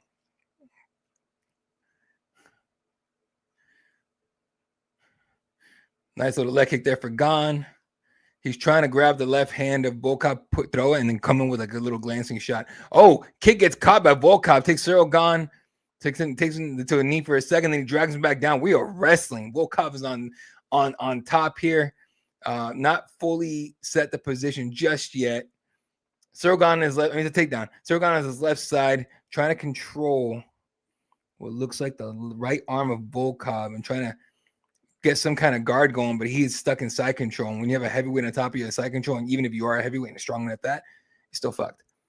Especially if you don't have the technique to try to get your guard back. Cyril Gane trying to use his right knee to block the mount. He does not want to get mounted by Volkov, not at all. Volkov bringing his knees on the side here. He's going to try and knee slice to a mount. Can't do it. Gets stuck in half guard. Cyril Gane and putting a lot of shoulder pressure on Cyril Gane's face. Cyril Gane pushing up on that left arm of Volkov. Gets to his butt. Gets to his feet. Stands up. Volkov trying to drag him back down. Cyril Gane going for a single leg of his own. Volkov trying to do was it a Darce? Like a standing choke? The angle would never been there, but that would have been interesting if he would have to get Gane to react to that. Cyril Gane has Volkov stood up on the fence here, trying to control the hands. Cyril Gane trying to stop, or Volkov trying to stop Gane from getting any kind of underhooks. Can't do it. Gane with double underhooks. Volkov pummeling on the right side. Gets his own underhook. No, he doesn't. Now he does. Now Volkov trying to turn and put Gane on the fence. Does. And a big knee should be coming up right to the face of the stomach. Cyril Gane knows it and spins the hell out of there. And we're back to throwing hands. Back to the middle, coming up on 245 up in the first round. Volkov coming at him. Cyril Gane with a nice little jab there. The speed advantage is definitely his, but Volkov definitely came in with the game plan to slow this down and negate the quickness and the athleticism of Cyril Gane. Cyril Gane working on the outside, his back near the fence, spins, finds the angle, gets a double leg takedown. Now Cyril Gane's on top, working inside the guard, the open guard of Alexander Volkov. Cyril Gane trying to grab the back of Volkov's head, trying to find a way to pull himself up and up the guard here. Landing a couple little, a nice little elbow there to the body. A couple little hammers off his back from Volkov. Nothing super effective, but it's irritating as shit, and you might, cause your opponent to make a move here. Volkov almost went to triangle. He tried to go triangle. He tried to isolate one of the arms. Now he's doing it again, trying to get that right arm control, trying to slip his foot in there so he can go for triangle against Cyril Gane with long legs like that. It'd be interesting. Cyril Gane saw it on the ground game tonight. Oh, Volkov sits almost at him down. Oh, he grabbed the shit out of the fence. Volkov, so I know in jiu-jitsu, you got to stand up on somebody. He gets taken down there. Gane gets taken down. Volkov's thinking leg lock. So is Cyril Gane. In these positions, we go leg lock, it's 50-50. Oh, Gane might have it. Volkov spins the fuck out of there. Doesn't have it. Never mind. He didn't have it. Volkov's trying to get the position here. We got back to the feet. Volkov thought about guillotine, didn't do it. Now we're back standing. Volkov with his back on the fence, knee up to the body from Volkov. Damn, that cannot feel good. That was fucking wild. Nice little body kick from Volkov. Left hand in the body from Gane that might have glanced. Let's see a head kick from Volkov here. Hey, they threw it, missed it, but he threw it or he blocked it. But the right hand, but the block was there, so the right hand right was there and it landed.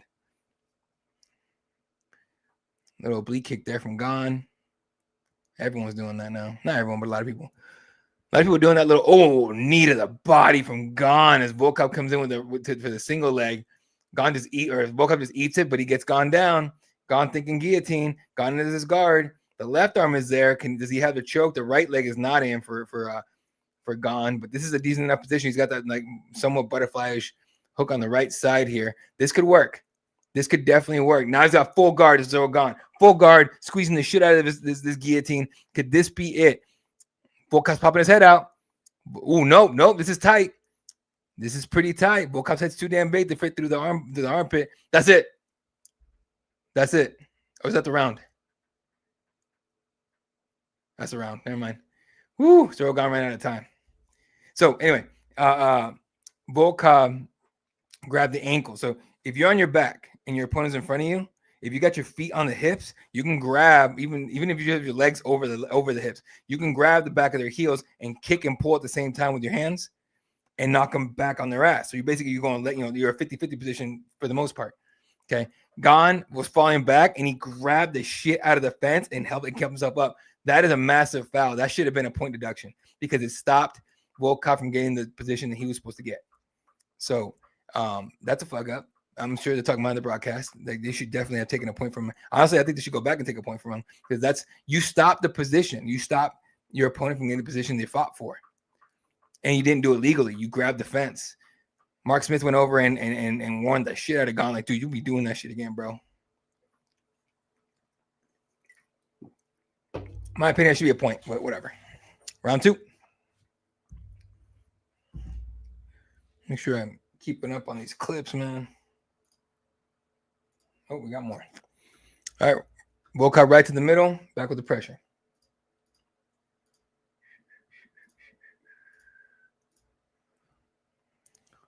Volkov taking the middle of the octagon here. He's in orthodox. Gane's in southpaw. Right hand for Gane up top, and then ducks under the left arm of Volkov and gets behind him. Standing there. He's not going for grappling here. Ooh, right hand of the body from Volkov. Then he rushes Gane. Gane throws some savage shit that looks like it landed, but I can't tell exactly where. Volkov's not backing up. He's not giving him any space whatsoever. He's going to try and smother Gane, force him to stand with him. At least here. Body kick for Volkov.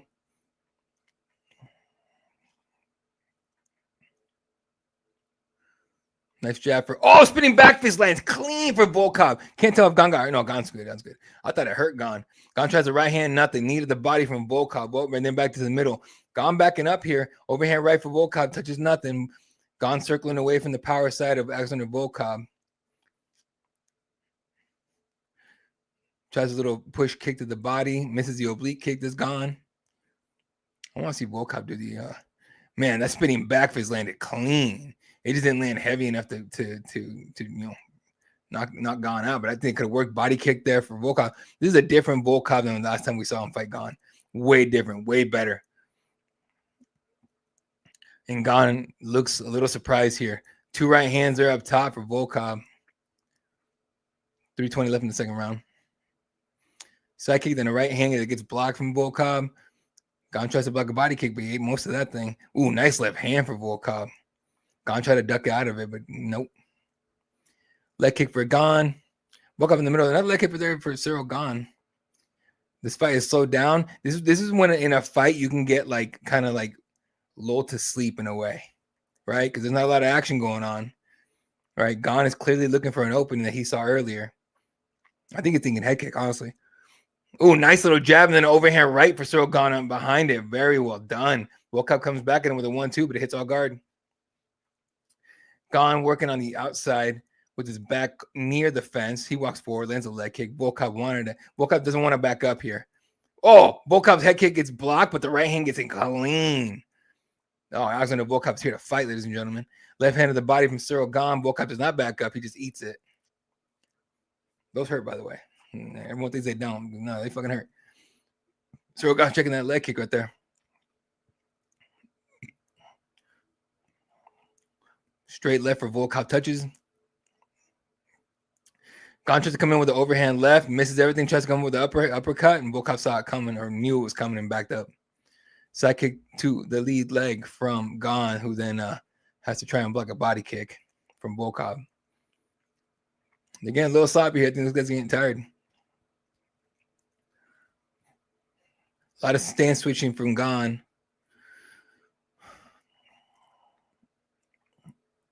I would say I'm surprised Gane isn't throwing more body kicks, but he's already got taken down because of one. So I'm sure he doesn't want to do that again. And ooh, nice left hand for Volkov. Volkov using his length very well today. His height and his reach, using him very well. Right hand kind of sinks in there for him.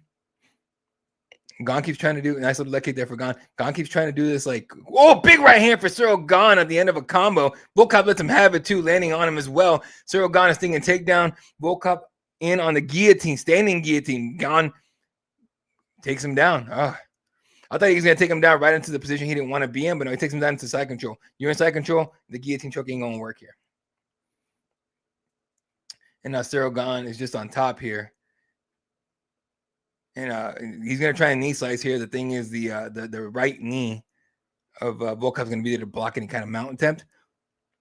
Although you can still do it. You know, you got to be really fucking rude, though. Like, you got to put your knee into that crevice, like, between the leg, between the knee and the body, and just dig your knee into it, like your kneecap right into the body, and then slide up. Right? Usually the pain and the discomfort will cause your opponent to let loose and let you literally give you mount. Instead, Gane backs up and makes Volkov stand back up. All right. Body kick with Volkov. Gane tries the left hand up top. Nothing. Lands a right hand, though, after it, but then he eats a left. Both men in the middle here. Volkov tries another head kick. Blocked completely. Body kick from Gane gets blocked with the elbow. Oh, that shit sucks. I did that one time. I couldn't walk for like at least a day and a half. I had to borrow my roommate's crutch that she had, and it was pink, so that was weird. And round ends. All right. One more round in a pretty competitive heavyweight fight. Not like last time where Cyril Gane looked like he just was a buzzsaw. All right, got another clip. Who is it? Luque. I don't know where he's. I'm hoping they didn't ask him, do you still want to do the Nick Diaz fight? Because ain't nobody want to see that. After we was having Luque do tonight, I don't want to see Nick anywhere near him. Violent submissions that we've had all year. Just what was it inside of that moment for you? Nice right hand there for Gane. Warming up, me and Gregory, Robocop. Okay.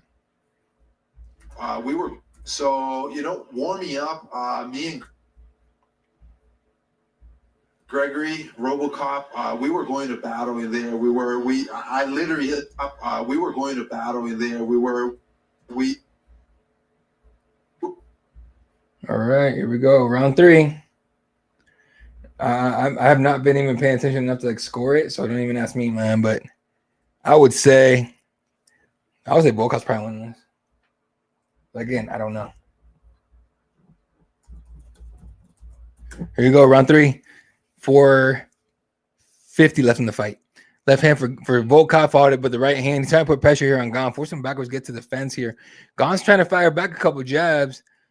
They're landing, but it's just not enough to cause too much damage. Leg kick there for Gane. Gane needs to go here. I don't know if he needs a finish, but he definitely needs to win this round.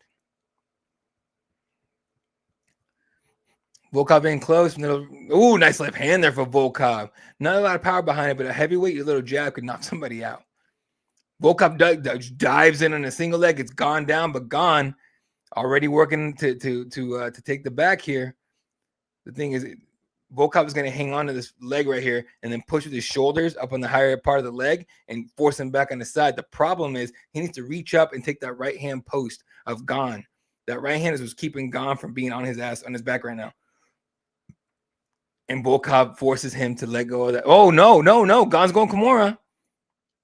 Gane is threatening Kimura. Volkov trying to get his hand to his hip or to the inside of the leg, exactly the inside thigh to try and control it, but he's in trouble here. Gane is strong as shit, and all he's got to do is just wiggle. So Volkov needs to get on his shit and get out of this position. You do not want to get Kimura here. Volkov hiding the shit out of his left arm here in between his legs, just trying to keep it. Now here's the thing: is the left leg of Gane is not in place to be able to pull this out right now. Gane's literally just pulling. Using his right leg and then pulling with just his arms, trying to get this loose. Now he's got the left foot on the left hip of Volkov. Volkov punching, I'm not sure what he's punching, but he's punching something and they're trying to get loose. But oh, here we go. Now he's cooking with gas. Oh no, Volkov's popping out. Volkov's popping out. Cyril Gane trying like hell. Oh, he's got the arm out. He's got the arm out. Volkov grabs it with his other arm and muscles his way out of position, or almost that muscle. Oh, here we go. We're still in Kimura position, still in trouble, but at least that left leg is not over the head of Volkov, keeping him pinned down. Volkov just hanging out here, trying to keep his left arm from getting pulled out. 2 minutes, 30 seconds left in the fight. It's a long time for either man to be cranking here. And Gane looks like he's almost lost it. Nope, didn't lose it yet. Keep in mind, Gane's a strong ass motherfucker, dude. Upper body is crazy strength. Volkov trying to just keep that left arm from getting extended here while trying to fight the position off. But Gane is doing a decent job of keeping him in place. So Volkov is punching Gane's ass, like literally his butt. It's punching it. You might as well go for the butt crack. Who got that the other day? I forgot who got elbow right in the butthole. And they were like kind of complaining about it after. Luana? Can't remember. I mean, look, it's not going anywhere here. But Gane does not want to let go of this Kimura. Now, it's okay. It's a sub attempt, right? Will this get him the win with the judges? Who knows? He's not letting go of this Kimura, dude. With a minute 35 in the fight. Oh, he bails on it now. Tries to switch over to a takedown, except his right leg is under Volkov. So there was nothing to push off of to try and get this takedown here. Now he's trying to go deep half. He's got that right leg of Volkov's hugged like a motherfucker. Volkov tries to go with the cradle. Volkov's cradling here. So basically he's got his right arm over the left leg of Gane and the left arm over the head. And he's squeezing them together, trying to keep him in place. Gane gets his right hand loose, goes to the post. Instead, he gets forced on his back, goes underhook under the left leg of Volkov. Not necessarily a great idea if you're not in position to get the sweep here. Gane eating little tiny shots here. His right leg stuck under Volkov. He could get a sweep here. The thing, he's got to get his leg through more and then like explode with his hips. 45 seconds left in the fight. Explode with his hips, and then you can force Volkov back. The problem here is you're running out of time to make an impression and win this round with some damage, and the ref's asking them to move. Heavyweight MMA, folks. This has actually been fun. I like grappling a lot, so I'm okay with this. A lot of people, I'm sure, are booing the shit out of this fight right now. 20 seconds left in the fight. I got to say, I think Volkov's going to win this fight.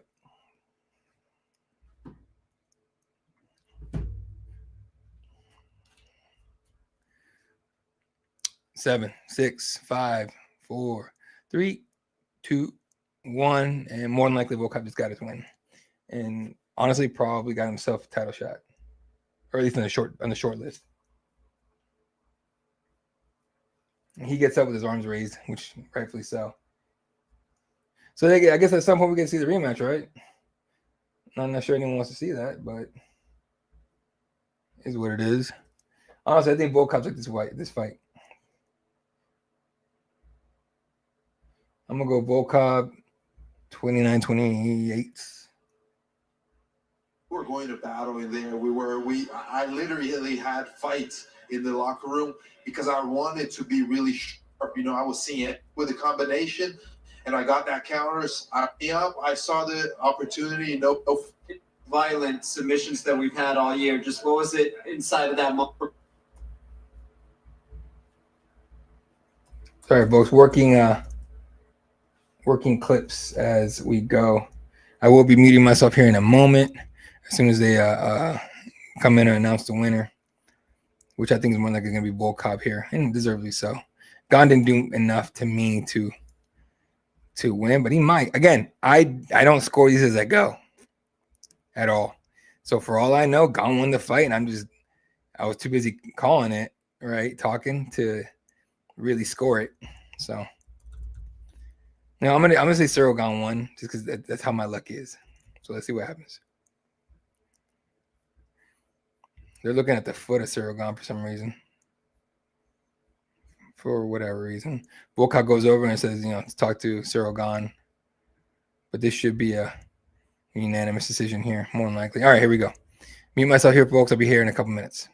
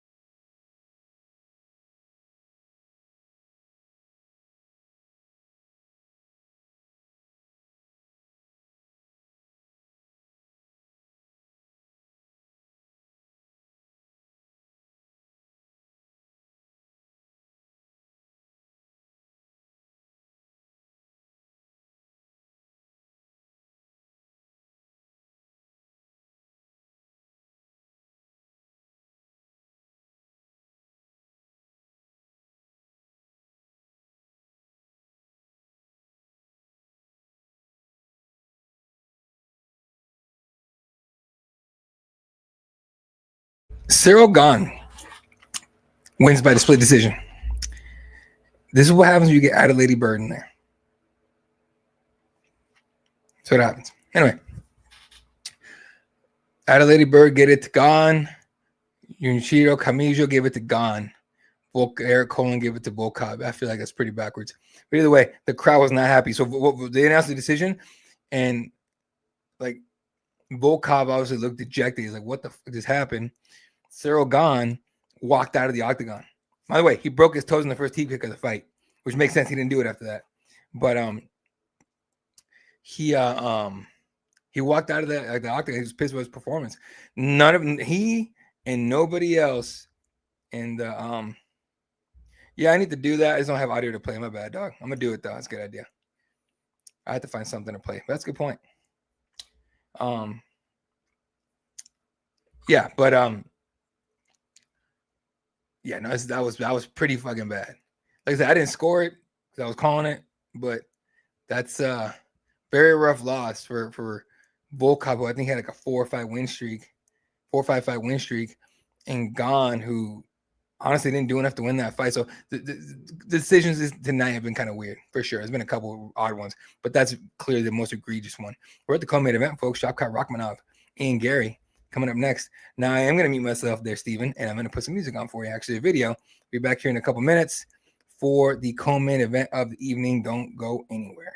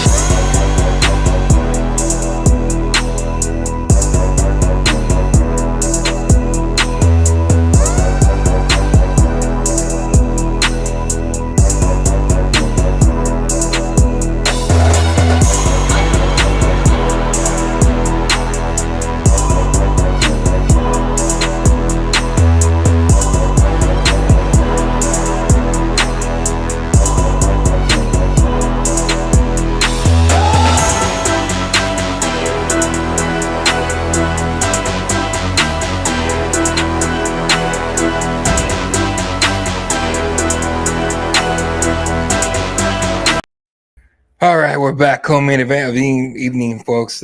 Steven says, "I have all the right picks so far. You need. Well, you got them. There you go. There you go, bro. You got Cyril Gane. Co-main event of the evening: Shavkat Rakhmonov, Ian Gary. Look, people can hate Ian Gary as much as they want to.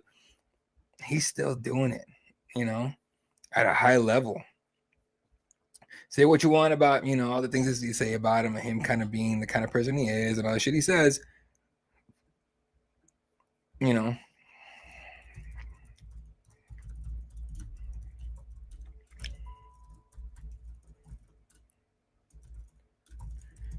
you need Shavkat and Pantoja. I'll give you Shavkat. I think to me, Pantoja is the question mark. So...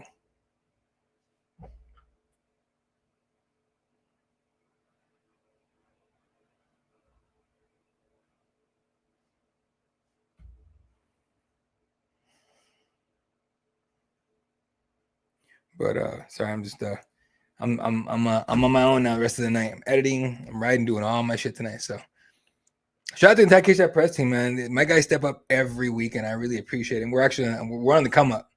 We're definitely on the come up, and soon enough I'll be able to hopefully do some things that we haven't been able to do in a long time. So, dude, all these spamming accounts are finding us. Gane getting beat by Jones, I felt would have been enough to win. You know, here's the thing about it is he's beaten Volkov before. It felt like he was going to lean on that. Like Volkov hadn't evolved. Volkov's evolved quite a bit from that fight. So I'm not sure why Gane thought it was going to go some type of way. But I think at this point, I don't think anyone believes that Jones is going to, fight anybody but Tom Aspinall. Even Alex Pereira came out and said, no, you need to fight Tom Aspinall first. In a way, he said, no, he's going to fight Tom Aspinall first. Like, all right, cool. Like, could John Jones fight Pereira? Now, if Jones beats Tom Aspinall, that Pereira fight's going to be really hard to ignore. That's a nice payday. That's a huge fight, huge super fight, right? I wouldn't really want Alex Pereira to take it because I think that's just going to be, if Pereira doesn't knock him out, it's going to be Jones taking him down and taking him out on the ground. I think it'll be kind of a mismatch, but it all kind of depends, right? Anyway, Shaka Rakhmonov was supposed to fight Bilal Muhammad tonight for the welterweight title. As we all know, Bilal Muhammad, bone infection causing him to miss this entire card, and Shaka didn't want to miss out on fighting, so Shaka went ahead and asked for a replacement. Apparently, everyone else said no, and of course, Ian Gary being himself and a guy that takes chances, and as long as it's worth it, he said yes. So he gets the fight tonight. And now it's honestly, there's a lot more to lose. There's a lot more to lose for Shopcut, obviously, because he's fighting them anyway next already. So sorry, Ian Gary's making the walk. I'm just sorry, Steven, no music. I'm leaving this over 2 seconds, bro. Give me one. I just want to hear the music.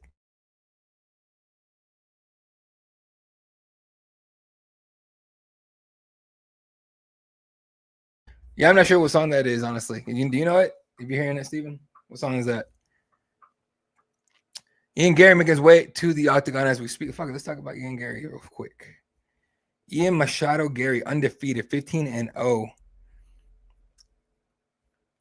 Coming off a split decision, decision victory over Michael Van and Page. Before that, split with Jeff Neal. Before that, decision Neil Magny. But his finishes, he's had a couple finishes in the UFC. Daniel Rodriguez TKO'd him. He TKO'd Kenan Song. TKO'd or knocked out Jordan. Sorry, I forgot his last name, but Jordan somebody. Let me look up his. I have a computer. I look up his fucking shit. Jordan Williams. So I got the first name right. So got plenty to go here. All right. Ian Gary in the set. He's got Charles Oliveira in his corner, a part of the shoot the box team in Brazil. It's not a bad guy to have in your corner. It's Charles Oliveira, he's like a team. He's like a teammate's team, man. These guys, it's like your favorite. What do they call him? Your favorite fighter's fighter, whatever they want to say. It's pretty good though. A lot of people not happy about that co-main event or that Cyril Gane decision. I don't blame them at all.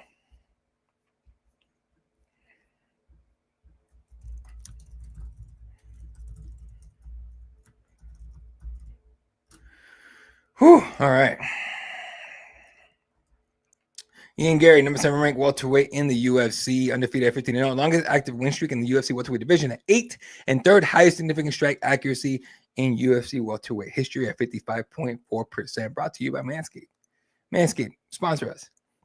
Black Rifle Coffee sponsor. I have one of your fucking cans every show, or every time I do this. Someone put $5,000 on Ian Machado Gary to win on the money line to win almost 20 grand. Okay. Feel like if you have $5,000 to throw out this shit, you're probably okay losing it. You know what I hate is like people that throw on like $100 bets, $200 bets, like DMing fighters, like giving them shit for losing. You lost me. I always and I've seen bettors bitch about shit like that, and I'm just like, man, I hope you bet your entire rent money. I hope you bet your what do you call it? Your mortgage money, because fuck you. Like, come on, dude, it's a bet. It's a gamble. Literally, it's called gambling. That shit just annoys the fuck out of me. I understand, like, if you have a good attitude about betting, you're like, hey, I bet it. I lost. All right, what are you going to do? That fucking sucks. And you can even be pissed at the fight if you want to. But to go out of your way to like DM them because your little parlay didn't fucking work out, eat shit. Just straight up. Now, it's even on that. I gotta check my picks. I don't remember who I picked, to be honest with you.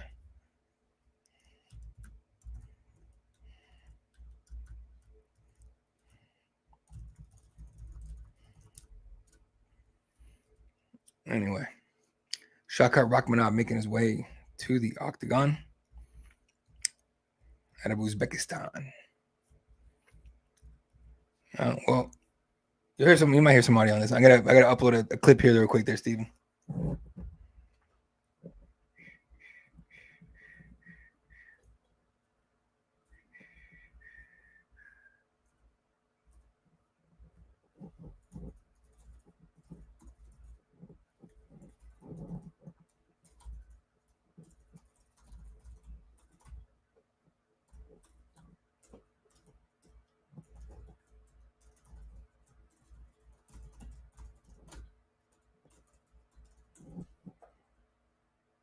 Oof.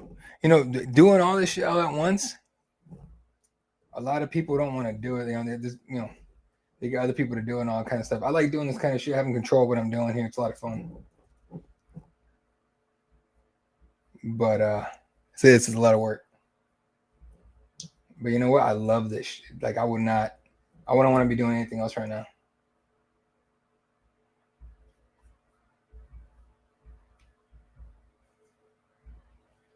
Shavkat Rakhmonov making his way to the octagon. They're asking one of his corners to get the hell out of the way of the camera. He does not give a shit. He stays right where he's at. You got to love the language barriers on some of these moments.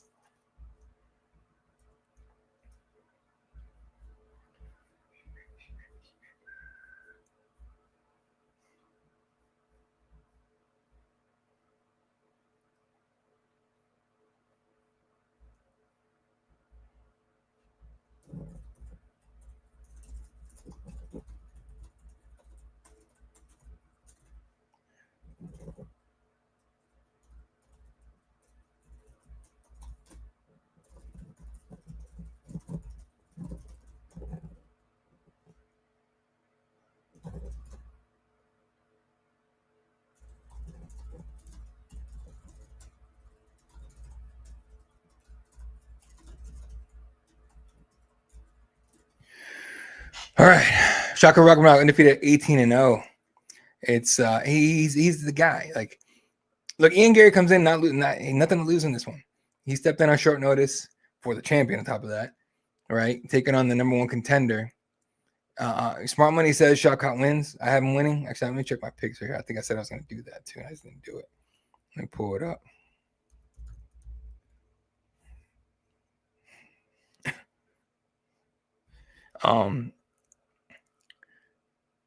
Yeah, let me fucking fire my pick. I lose train of thought so fast. All right, let me see. My picks were Choi. Why the hell did I pick Gracie? Fucking Christ. All right. I picked Choi, Gracie, Gane, Shavkat, and Pantoja. So right now I am 2-1. Thanks, Bryce Mitchell. It's all good. I think I picked Kron Gracie because I'm a Gracie fan. All right. Whew. Minus 355 favorite is Shavkat, plus 280 underdog is Ian. And I think it should be more. I think it should be a wider gap there. But we'll see. 30-year-old Shavkat Rakhmonov, 27-year-old Ian Machado Gary. Gary with a 2-inch height advantage. Shavkat with a 2.5-inch reach advantage. Not that it'll matter against Ian Gary, who's tall, long. He knows how to use that length for sure. Dude, how many of these, like, Jesus Christ, a ton of these motherfuckers. All right. Come on, start the fight already. God damn. Y'all trying to make PFL jealous? I'm joking.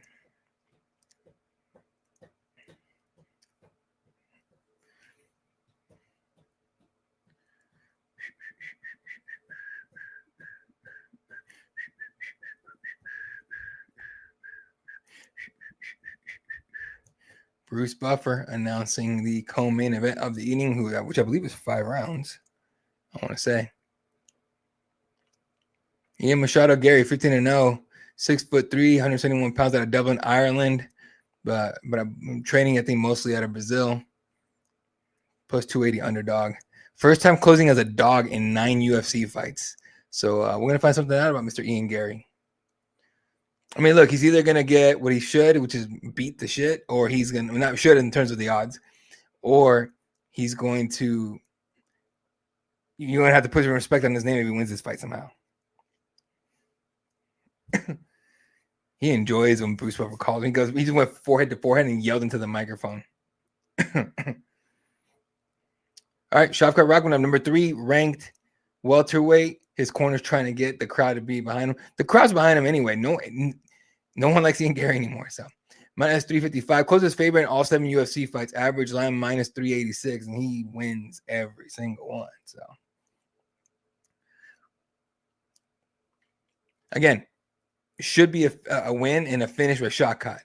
But Ian Gary has a chance to do the funniest shit and like totally throw a wrench into the welterweight division. I'd rather see Shavkat versus Bilal than Ian versus Bilal, to be honest with you. So, all right, here we go. Mark Goddard, the 3rd man in the octagon. I like Mark Goddard, good referee. Let's see, we got a response from that dude. Nope, we did not.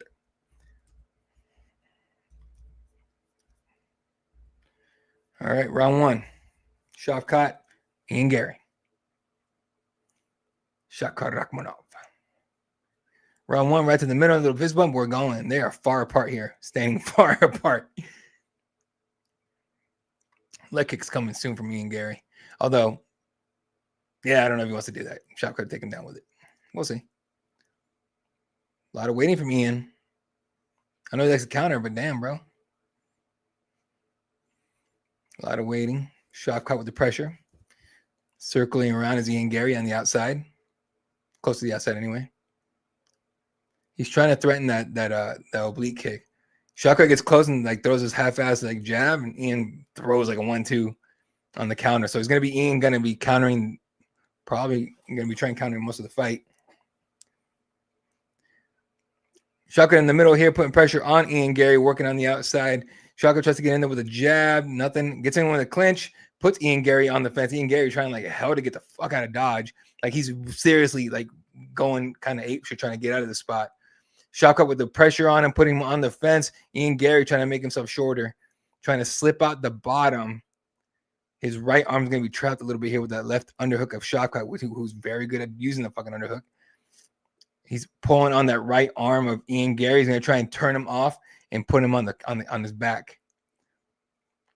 Ian Gary defending, pushing on the right leg of Shavkat. Eats a little shoulder shot. That's all right. Those shoulder strikes is not as effective as people like to think.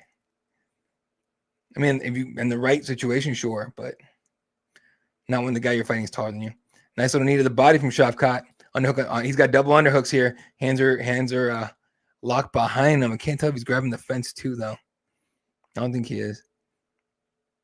There's a left hand there from Ian, putting his forehead on Shavkat's face. Shavkat tries to pull him back, tries to lace the right leg of Ian Gary, because basically what he does with that, he laces it and lifts it behind him and then turns the body at the same time, and that would have put Ian Gary in his ass, but Ian saw it coming and defended very well. Another shoulder strike there from Shavkat. Ian landing a couple little short shots up top of his own while he's defending his takedown.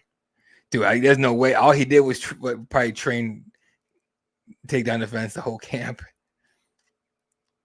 I mean, the whole, 2-week camp, whatever it was that he had. Oh, Shavkat gets him on the fence. Turning.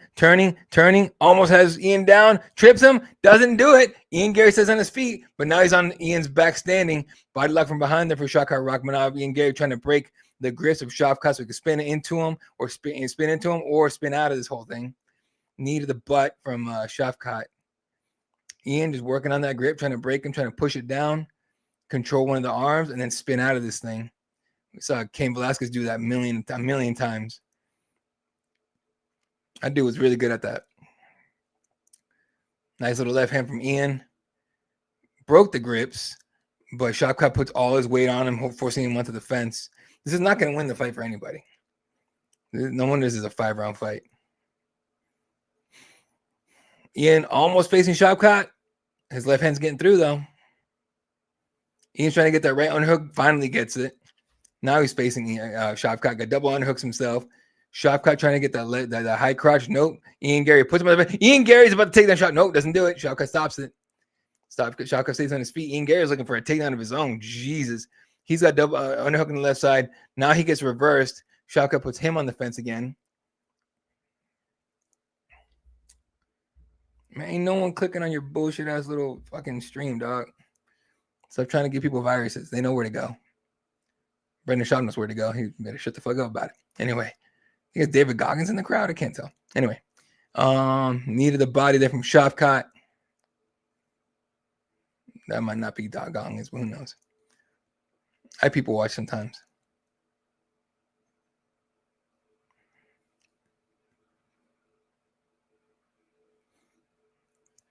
Dan's head on the fence, 40 seconds left in the first round. Ian spins out, gets out of it. All right, that's a big win for Ian Gary. Massive win.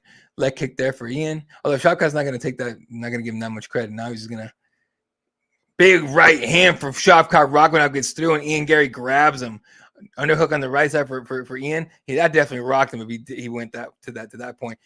Shavkat looking for a takedown with 15 seconds left in the first round. Ian Gary doing well defense so far. 10 seconds. Wow, man. Ian trying to slither out of this one. Knee for him to the body. Misses, eats one though. Shavkat trying to get him down 2-1. Round over. All right. So at some point, these guys are going to throw. All right. Because who knows who won that round. I'm willing to say it wasn't Ian. Just off of control time, more than likely, is off of the control time is what Shavkat probably just won that round off of. It is an interesting ass fight, though. I'll tell you that much so far.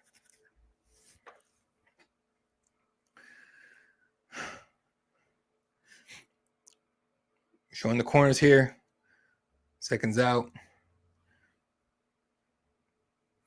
Ian Gary getting instruction. He keeps saying, yes, sir, yes, sir. That right hand at the end. Boom. Clean shot from Shavkat. Oh, that's why he cleans. He wasn't hurt. If Shavkat came right into him. There you go. Oh, Jesus. All right. Round number 2.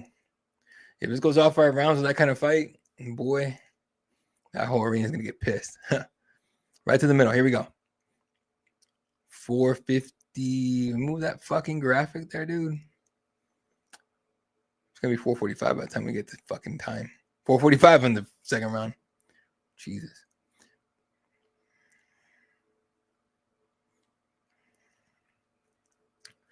He ain't trying to do a little the little quick pop jab that Gane was doing against Volkov. Didn't work on that one. That didn't work here.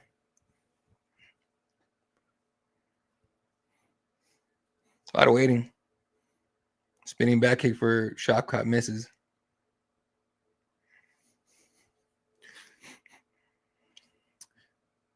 Little push kick to the lead leg from Ian. Shavkat grabbed his cup like it might have kicked him in the nuts, and Ian shook his head like, fuck out of here, I didn't do that.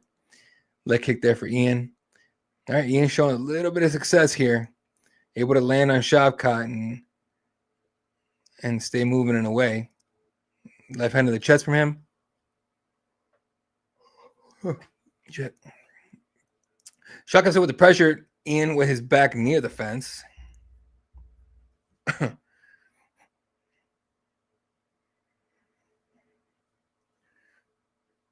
Nice little left hand there from Shavkat. Ooh, big 1-2 for Shavkat. Ian's got a mouse under his right eye.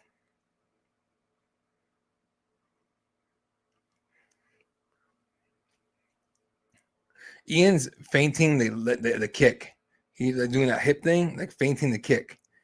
And Shavkat's trying to avoid the leg kick. Okay. I mean, it's smart, but I'm wondering if he got hit with one and he felt it. He was like, oh, shit, no, I don't want that. Nice right hand from Shavkat. 3 minutes up in the second round. Still doing that little hip pop. Ian tries a head kick. It's blocked. Right hand might have touched. I'm not sure. Left hand of the body works for Ian, though.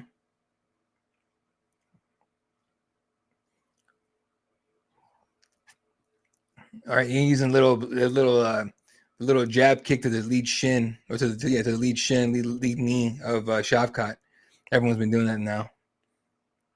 Shavkat's gonna blitz him. Oh, big! Oh, Shavkat comes in with big right hands. One touch, the other one missed. A lot of pressure from Shavkat. Overhand. Oh, left hand for Shavkat misses after Ian ducks it. Ian gets the body lock or the clinch, puts Shavkat on the fence, and now Shavkat's defending. Knee to the body from Ian, right to the midsection here, and he's looking for a takedown. 2:10 left in the round. Charles Oliveira yelling instructions to Ian Gary. You just see him. I can't hear him, but I can see him. Knee up top for Ian.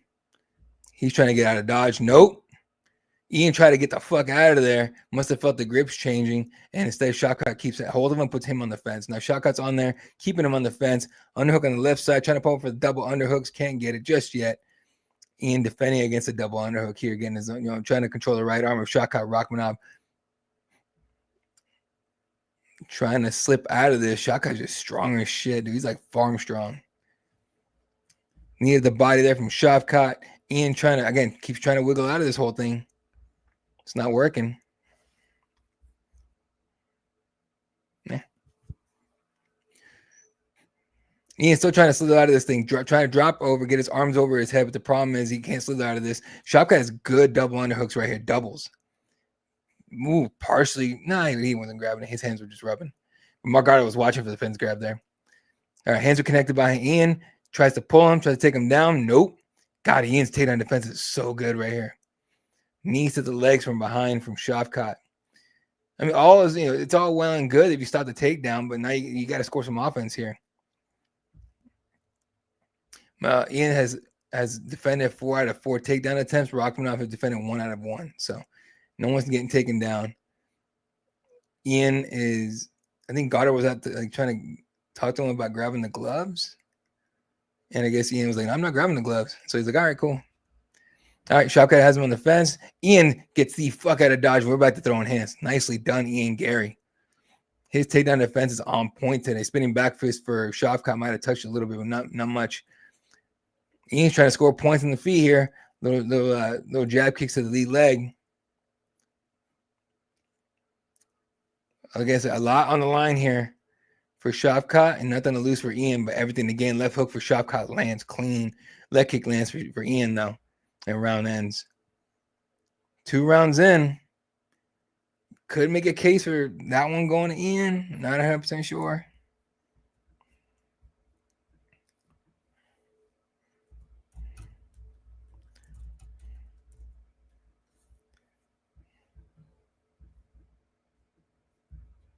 Did we turn into a pumpkin? We might have turned into a pumpkin. Sometimes the X sucks. I'll be honest with you. And it's gotten so much worse since Elon took over, but it'll stop working just out of nowhere. So yeah, it's not a lot of fun here. Let me go ahead and tweet out a link instead because this sucks. Thanks a lot there, Elon, fucking up Twitter. Could have just left it like it was and taken off all the safeguards you didn't want. Instead, you have to extra fuck it up. Give me 1 second here, folks. I gotta get a. Oops. All right. Yeah, you can hear my voice on that. All right. Here we go. Round 3. Right to the middle. 4:55 in the third round.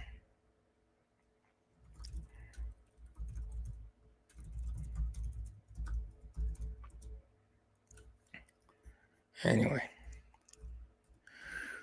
Whew. Let me get back on this fucking screen. Here we go.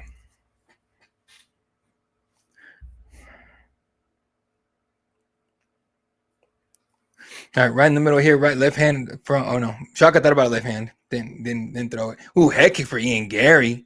It at least glanced a little bit. The guard was up, but who knows? Right hand up top, or Shaka went for a head kick of his own, but no dice.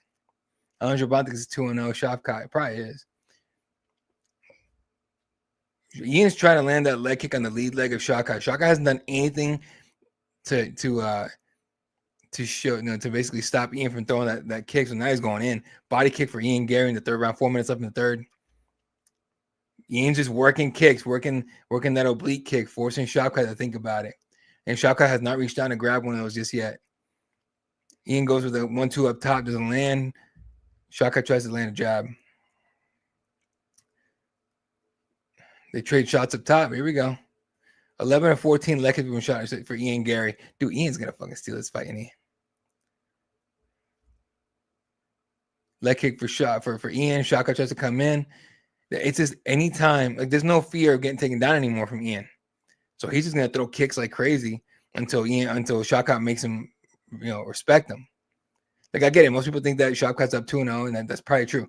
But if you're not, if Ian's able to stop all your takedowns so far, all 4 of your takedown attempts so far, he's not afraid no more. Nice little jab there to the body from Shavkat. But again, Ian is just working kicks, cracking that lead leg, oblique, calf, leg kick. He's just putting in work here.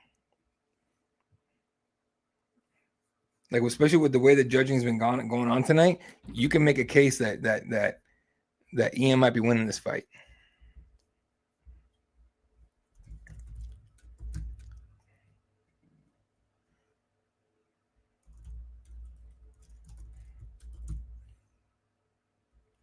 Ian Gary, they get into a clinch, and now they're dancing on the fence again.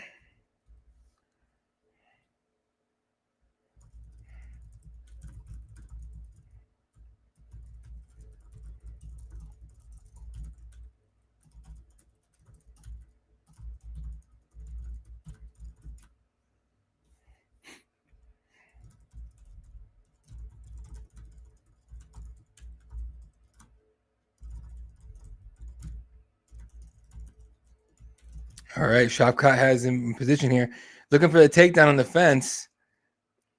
But again, Ian is controlling the left hand of Shavkat. Shavkat's not able. He's not going to take you down with one hand, one arm. Shavkat goes in there, head under the chin for a second. Nope. Said lands a knee to the body. Ian Gary ate it clean too. Gary's still trying to just slither out of this, and the takedown defense has been holding up really well. A lot of things are happening right now as we speak, right? Is Shavkat's not looking as dominant as we thought he was, and Ian Gary clearly better than everyone thought he was, or everyone wants to believe he is. And Goddard has seen enough of the wrestling and breaks him up with 1:18 left in the third round. 1:15 restart. Here we go. Again, Ian Gary, lead kick to the oblique. Ooh, hey, he goes jab. He goes left hand, jab, obviously. Jab to the high kick. He's trying to do that Leon Edwards combo. And Shavkat was able to block both hands or both shots. This is where Ian Gary is going to score points. He scores points, forces Shavkat to try and go in the clinch and try and take him down, stops it, and just goes back to scoring. Islam Makhachev next to Hunter Campbell telling him something about Ian Gary. Ooh, nice little jab there for Ian Gary. Shavkat's going to start getting frustrated pretty soon. Now, I'm not saying Ian Gary's winning this fight. I don't think he's losing it as bad as everyone, as people online want to say he is. Nice little, again, that oblique kick, that little, ooh, nice jab for Shavkat. Popped Ian's head all the way back. Woo, spinning wheel kick for Shavkat, misses. All right, Shavkat's going to be like, all right, bitch, let's see if you can stop this shit now. Spinning shit left and right. Here we go. Spinning back is not there for Shavkat. The jab is, though. Yeah, Shavkat's opening up a bit. Spinning backwards there. Ian touches the hands. Doesn't land at all, really. Ooh, nice right hand up top for Shavkat. And that's around round 3. That's crazy.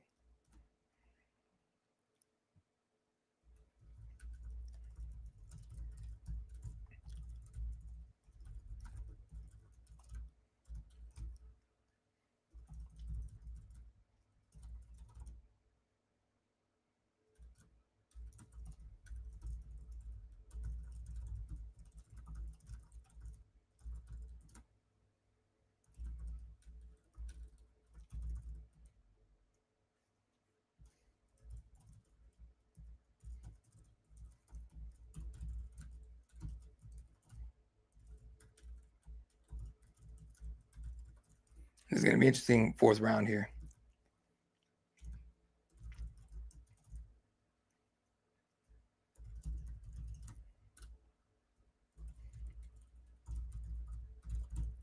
4th round.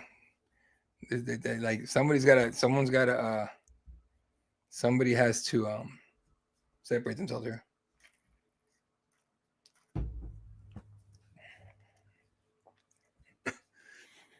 All right, round 4.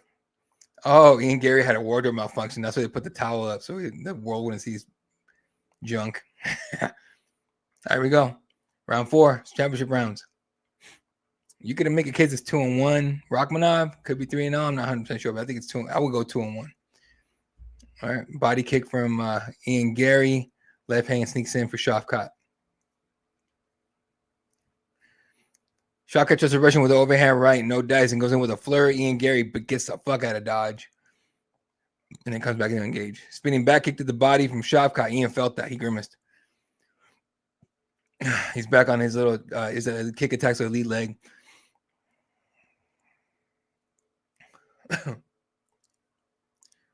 Shavkat calf kick. Not very clean, but the calf kick from Ian Gary made Shavkat stumble a tiny bit here.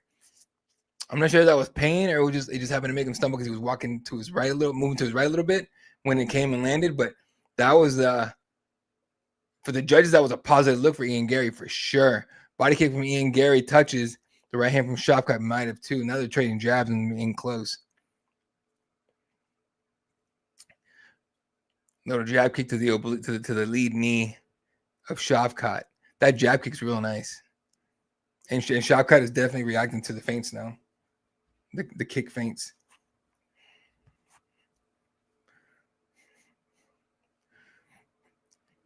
All right, Shavkat goes in there and the body on the clinch, trying to get to a high crotch, maybe a single leg here. Ian Gary has an unhook on the right side. He's stopping the hell out of that. That ain't happening right now, bro. Shavkat putting the pressure, weight on him, trying to keep him back. It's hard for him to get him down easy. So the fact that Ian's doing so good on keeping his body in the right position, getting underhooks when he needs them. Now he turns around, puts Shavkat on the fence. Shavkat with his switching goes left to right. Ian feels he's going to lose him, backs fuck up, and lands on him on the way out. And he's back to kicking that lead leg. Little jab kicks to the front lead leg, and then kick. Oh, here we go. Shavkat in deep on a single leg. And he gets Ian Gary down finally. Ian Gary on his back, right butterfly on the right leg, left leg around the back of Shavkat. Shavkat now on top, not full guard for Ian Gary. Shavkat on top. This is where Shavkat's been trying to get to the entire fight. First takedown scored in the fight, 1 of 5 for Shavkat. Rakhmonov. Ian Gary keeping him control, doing a body triangle off his back here. And he's going to try and land some elbows. Can't do it. Eats a couple hammers. Shavkat trying to posture up to land some damage on Ian Gary.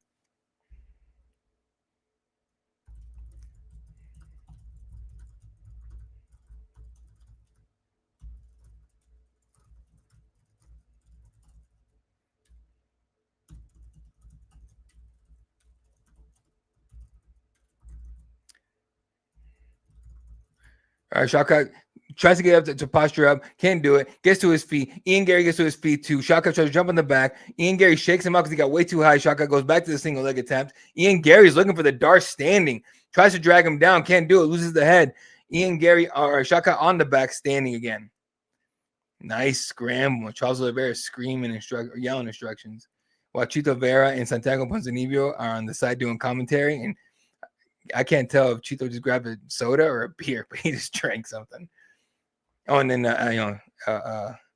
Avila things on there. All right. Now slow down a little bit. Shavkat's on the back standing. Not backpack style, just on the back. Ian Gary's tall, so he almost lifted him right there with just his legs. Knees to the hammies from Shavkat. Ian starting to posture up here.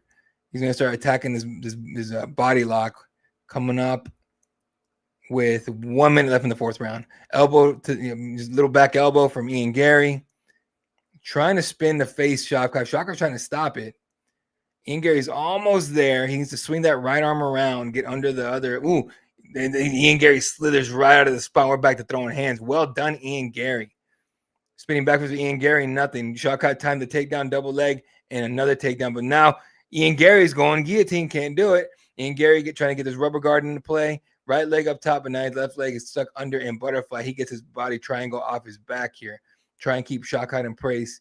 in place, either to keep his posture broken or try to set something up. Shavkat postures and looking to land some hammers. Ian getting his knees into play, try to keep some space between him and Shavkat. Shavkat coming to with right hands up top. Ian Gary thinking about an arm bar, bails on it. Elbows to the top of the dome, though, for Ian Gary. And Shavkat felt that shit out of that. Shavkat to his feet, comes back down with the right hand, lands it. Ian Gary with a couple little hammers off his back. 1 round over. Woo! 4th round got nice. 4th round got nice.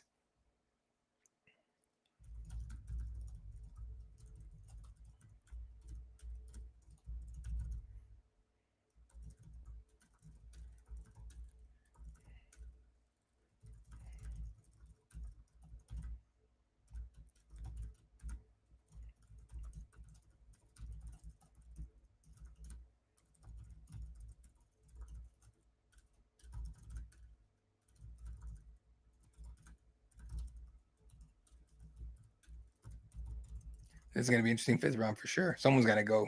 Someone's got to go ape shit here.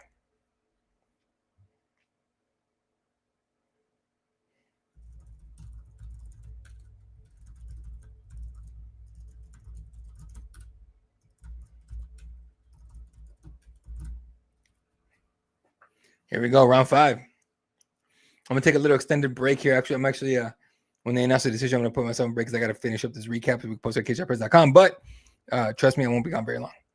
All right, round 5. Handshake in the middle, little handshake, and here we go. Round 5. Ian Gary must feel good about himself. He must be thinking he's winning here. Shavkat must think he's winning. Ooh, nice left hand from Shavkat. Avoided the left hand of Ian Gary and landed a left hook of his own. Another leg kick there for Gary, but I think that was checked. Shavkat tries the wheel kick, and that one was way slower, and Ian just easily avoids it. Shavkat dives in on a single leg. Ian Gary's trying to grab the choke here. Shavkat back on the single leg, switches over to double. Ian Gary's got the neck, loses it. Shavkat's trying to go single leg, trying to trip him down. We got a scramble. Ian Gary's on the back of Shavkat. Ian Gary has Shavkat Rakhmonov's back. Ian Gary with the body lock. Ian Gary attacking the neck, looking for a space with his arm. This could be insanity. I can only imagine the place is freaking the fuck out right now. Body triangle for Ian Gary on the back of Shavkat Rakhmonov. And ooh, the fingers almost got in the eyes there. Hey, relax, Ian. Ian with the arm over the chin. I don't think you're not going to get Shavkat to tap to pain. That's not happening. I don't think you can get him to tap at all. I think if he's trying to finish the fight right here by submission, he's going to have to put Shavkat Rakhmonov to sleep. And that is a tall order. Although he's got 3 minutes and 40 seconds left to do it in the fight. Shavkat trying to get out of dodge here. Ian Gary cranking on that chin. That's almost under the neck. Not there yet, but he's cranking on the chin. Cranking hard on the chin. Shavkat just hanging out here. Not tapping just yet. Attacking the arm, the hand over the arm over the chin. Gets a little loose here, but it's little by little that arm's trying to sneak under the chin of Shavkat Rakhmonov. Shavkat accepting the pain here on the neck crank and the chin. And this is not Hamzat, who's gonna break your freaking chin doing this shit, right?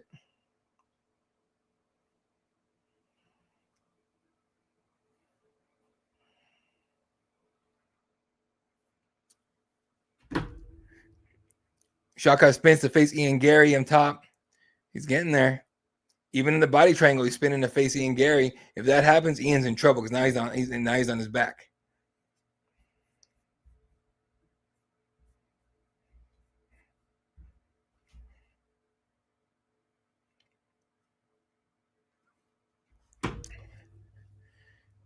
Ian Gary is looking for that, maybe a Kimura here.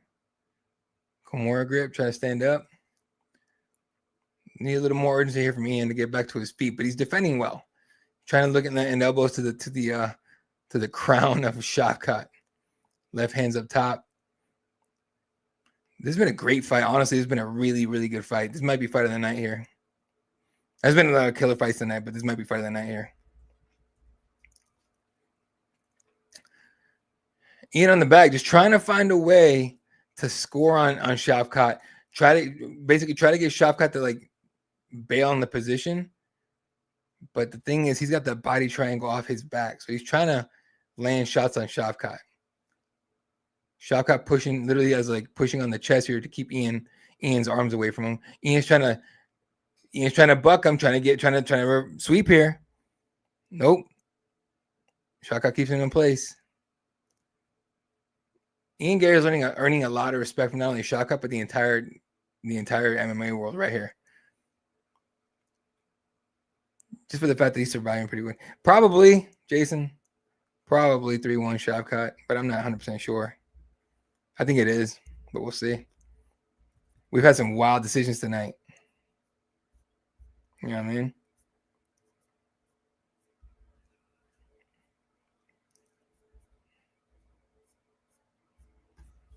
Let's see. What the hell's going on in Syria? Sorry, one of my friends just posted some shit about Syria. Syria rebels declared Damascus free, claims Assad fled city. Oh, Jesus. Okay. I'm not even going to pay attention to that. Sorry about that. Back to the feet here. Holy shit. Ian Gary gets back to the feet, puts Shaka Rakhmonov on the fence, drop cut, reverses position, underhook on the left side here. Ian Gary getting his own underhook on the left. It's a great fight, Jason. 100% great fight. This might be fight of the night, honestly. Just for the fact that it's such a surprise that Shaka wasn't able to buzzsaw through Ian, and Ian's earning a lot of respect from people here. 15 seconds left in the fight. It's going to end right here more than likely unless Ian Gary's able to find his way out of this spot and land some crazy knockout punch. Ooh, that's I say that. The right hand gets through, or right elbow gets through for Ian. Another right hand gets through for Ian. Spinning backwards for Ian, and the fight is over. Hell of a fight there. Hell of a fight. All right. And they go show respect to each other in the middle of the octagon here. These two men went to war. Well done. All right, folks. Going to put my video back up here. I'll be back after they announce the decision here, and we'll talk about it. All right, be back, folks.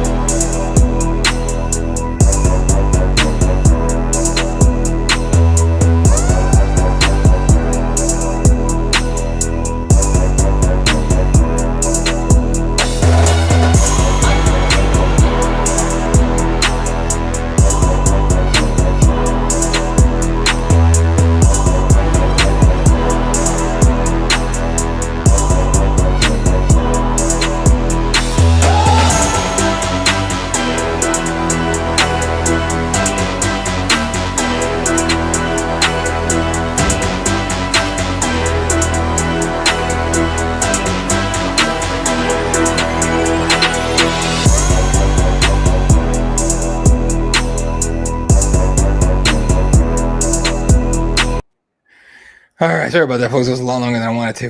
Actually, I'm still finishing the recap here for y'all for cage.press.com. But Shaka Rakhmonov takes it 48-47 times 3. Unanimous decision victory. Get his ass off my screen, punk ass motherfucker. Anyway, but hey, Alex Pereira, here we go. Shama. Yeah, so and then Shaka Rakhmonov, Joe Rogan goes, "Is this fight setting you up for a title shot against Bilal Muhammad?" And he goes, "Bilal, come up, let's face off." And Bilal Muhammad hops the fence. They try to stop him, and Rogan goes, "Oh, Sakur doesn't know that Bilal's a champion." And then, but they let him in finally, so that worked out. But either way, we're out to the main event, folks, with the flyweight title. Alexander Pantoja defending against UFC newcomer Kaya Sakura. Big time fight, massive fight. Honestly, a lot of people don't think so, but it's but still.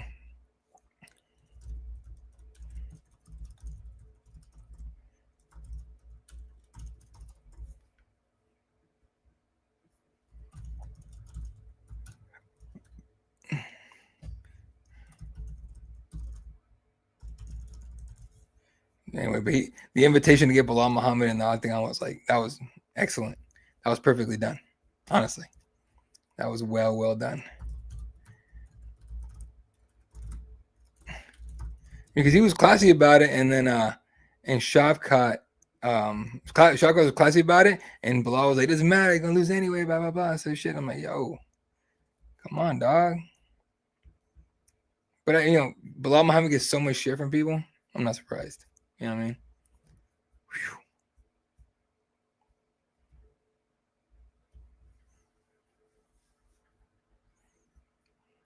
I'm just making sure my recap is done here. All right, recap is out.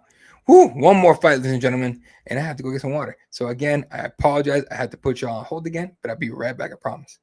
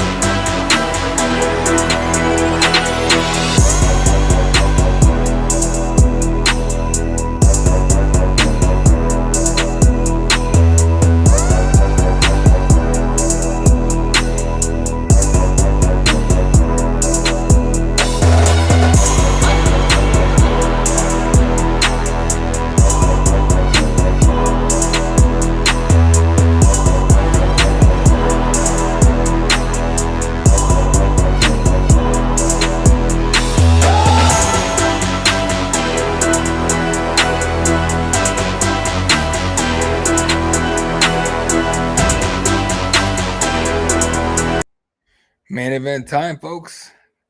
Time to put to crown either to crown our flyweight champion tonight. Again, Anthony Pantoja is defending, but Kaya Sakura is here to try and take his crown. So see how this goes.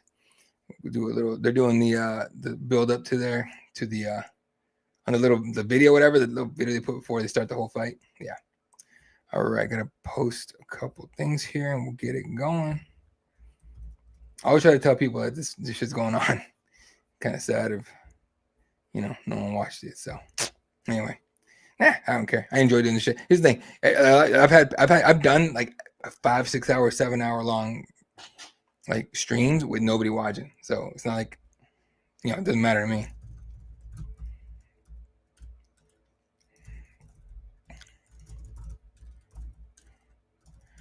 Alexander Pantoja welcomes Kaya Sakur to the UFC with his title on the line. So it's gonna be interesting.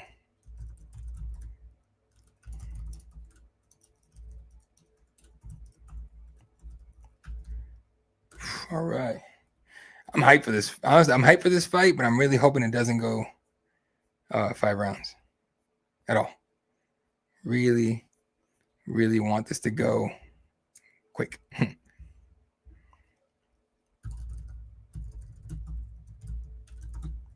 I'm just really interested to see what Kai's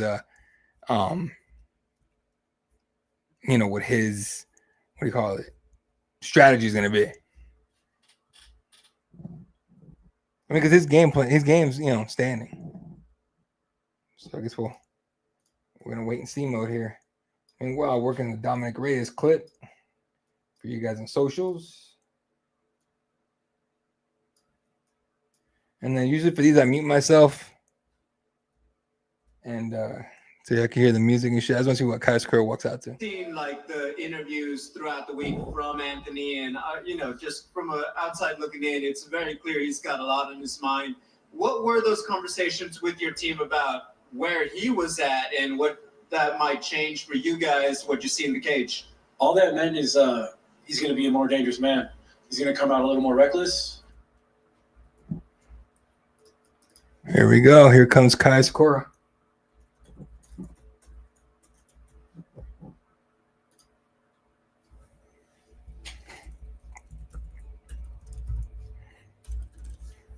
See what he's walking out to in a second.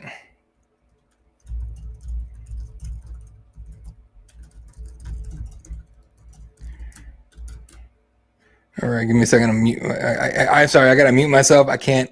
If we have the audio play in the background, like YouTube fucking shuts us down. Give me 1 second. I'm gonna mute myself just for a second.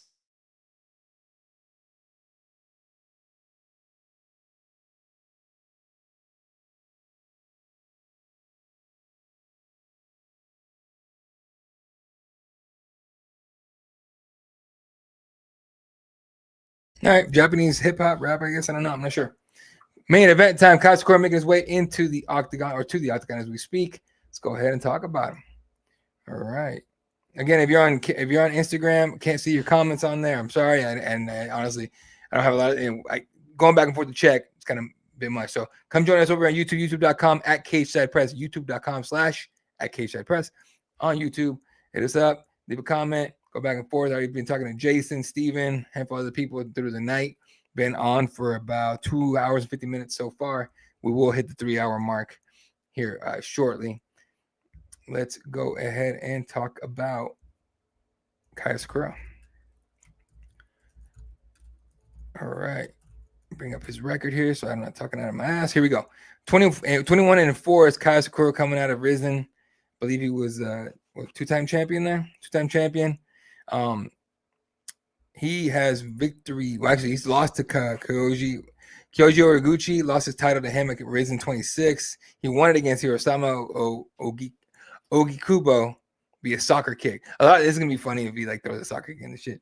He does have losses. Lost to Manel Kopp. He has a win over Manel Kopp. They're 1-1. So I'm assuming he wins today. I will definitely go check Manel Kopp's. If he wins today, Manel Kopp's absolutely calling him out. But he has a win over Juan Archuleta. He won the bantamweight title in his last fight in Risen last December, and a whole year, almost an entire year later, fighting for his first UFC title in his first UFC fight against Alexander Pantoja. It's be interesting. Fighting out of Tokyo, Japan top team.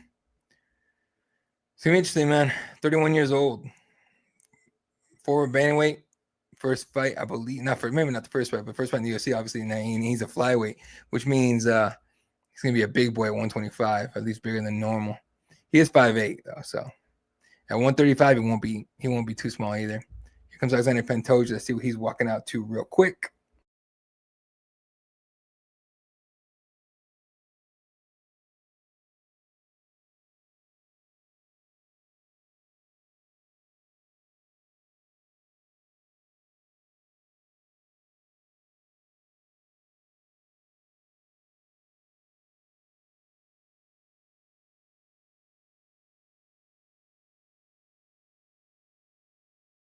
All right, let's retire the Mini Men song for 50 Cent from walkouts. Everyone thinks they're a fucking one-in man. God damn. We're just punk. No, they don't. They don't. They just want to take your belt, motherfucker. It's just overplayed, in my opinion. That's just me. I'm sure a lot of people would disagree with me, but you know.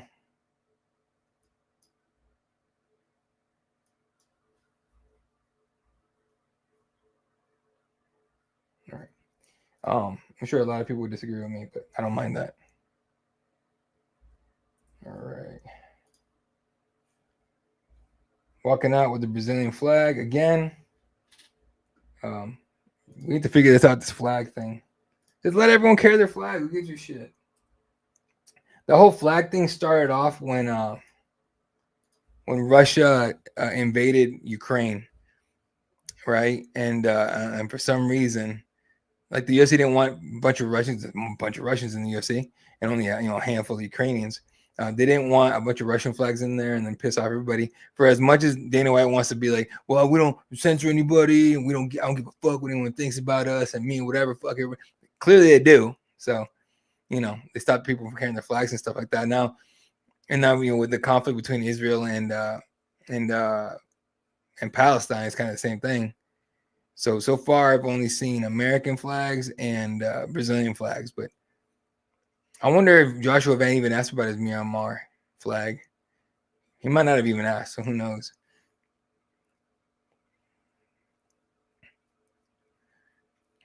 Alexander Pantoja, UFC flyweight champion, longest after win streak in the UFC flyweight division at 6, third most significant strikes in UFC flyweight history. Yeah, he can crack. He's at he puts on a good pace. So we'll see. But so does Kai Sakura. Although I'm curious about Kai Sakura's cardio, given that he had to cut down to 125. Pantoja looking super ready here. Super focused.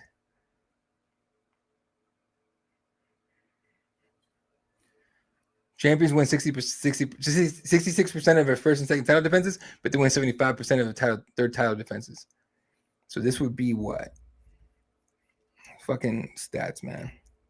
Or analytics and all that good stuff. 28-5 Alexander Pantoja. This will be his third title defense. So he won it against Brandon Moreno at 290 in 2023. Defended against Brandon Royval in December 23. Defended Steve Erceg this last May. And now defending against Kai Sakura in the last pay-per-view, UFC pay-per-view of the year. All right, Kai Sakura, 3 inches taller and has an inch, 1.5 inch reach advantage. 31 years old to 34-year-old Alexander Pantoja. If I had to guess or make my prediction, but like an analysis for Pantoja, I think the best path to victory for him is to get the fight to the ground. Kai Sakura looks chiseled though. He looks strong as shit, especially coming down from 135. And you got to wonder. I'm not throwing accusations. It's not like it's Gordon Ryan and they're right now fighting, right? So we don't know for sure. With Gordon, we know for sure, but we don't know for sure with Kai, right? Could it be one of those things where it's like they come from another country, another promotion that maybe doesn't test them for shit? And will he look different? Who knows? Physically, he looks good. He looks strong. He looks cut and lean. Pantoja looking cut and ripped and lean, like there's been no nonsense type of camp. I think he's gonna try and make a statement here. Like, throw whoever you want in here, man. Throw whoever you want from another promotion. I'm gonna fuck everybody up. Not gonna lie, I would love if Demetrius Johnson had a change of heart and came back to UFC, just one fight in the UFC, right to a title fight, to his old title, see if he could do it. And it's like Demetrius Johnson against like Pantoja. That would be a huge fight for the UFC, and it would kind of suck for one championship. In terms of like they claim him. Maybe they should claim him. I mean, they treated him way better. I always laugh when like Dana was like, I was the one that was defending him. Like, sir, we have sound bites and videos. Stop. All right, Bruce Buffer doing his thing. Is there anybody better than Buff? Like, I was always a big fan of his brother Mike, right? Michael Buffer. Especially when I was little watching Tyson fights and shit like that, and they had him in there. All right, Kai Sakura, 21-4, 5'8", 124.5 pounds on the scale out of Tokyo, Japan. A plus 215 underdog. 7th Japanese fighter to compete for a UFC title. This is going to be interesting. Although there has never been a Japanese UFC champion off the top of my head. No, there hasn't. Yeah.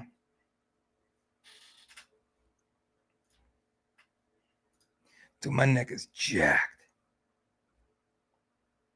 You had to have seen like the interviews throughout the week from Anthony. All right, Alexander Pantoja, 28 and 5, 5'5", 124.5 pounds on the scale. Out of Real do Cabo, Brazil, training out of American Top Team in Coconut Creek, I believe. Minus 265 favor. I think it should be more than that, honestly, but we'll see.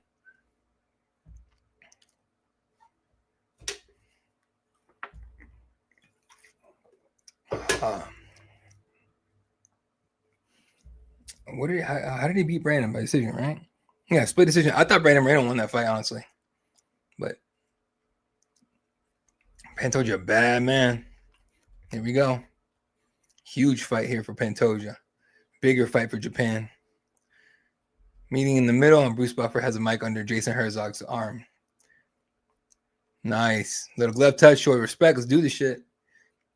Kai Sakur's got a nice little height advantage here. Oh, man, I'm hyped for this. Dude, John Morgan looks like he's about to pass out in the back. He looks a little tired, not gonna lie.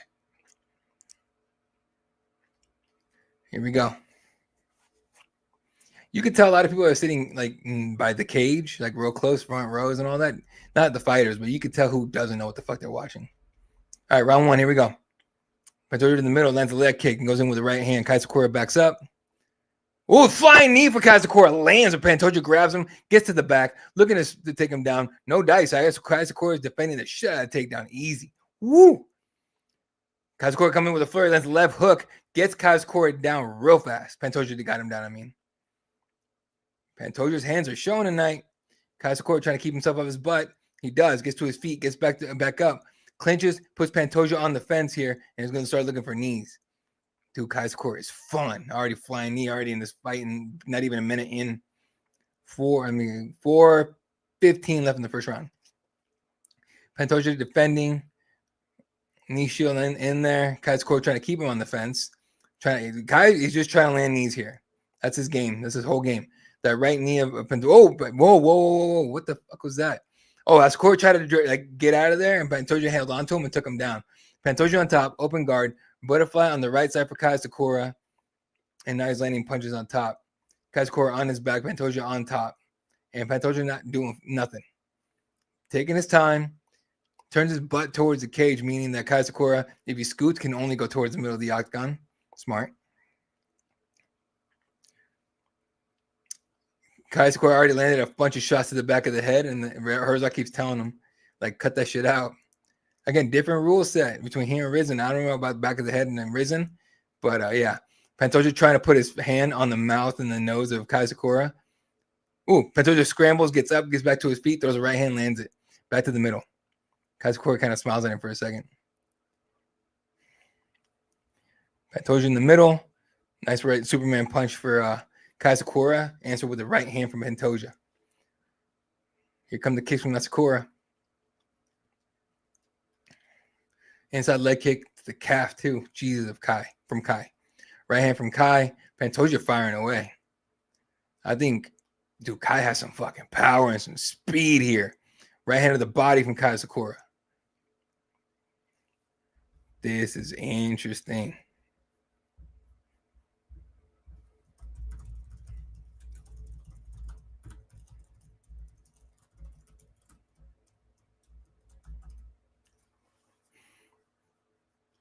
Pantoja has Sakura near the fence here. Sakura working on the outside. Leg kick. Ooh, he tried another flying knee. Did Sakura. Instead, he had a right hand. Sakura's looking like he's throwing heavy shots, hard shots, but it's not the most technical. Oh no, it's not the most. It feels sloppy to me, but you know, whatever. Left hook for Pantoja there on the out.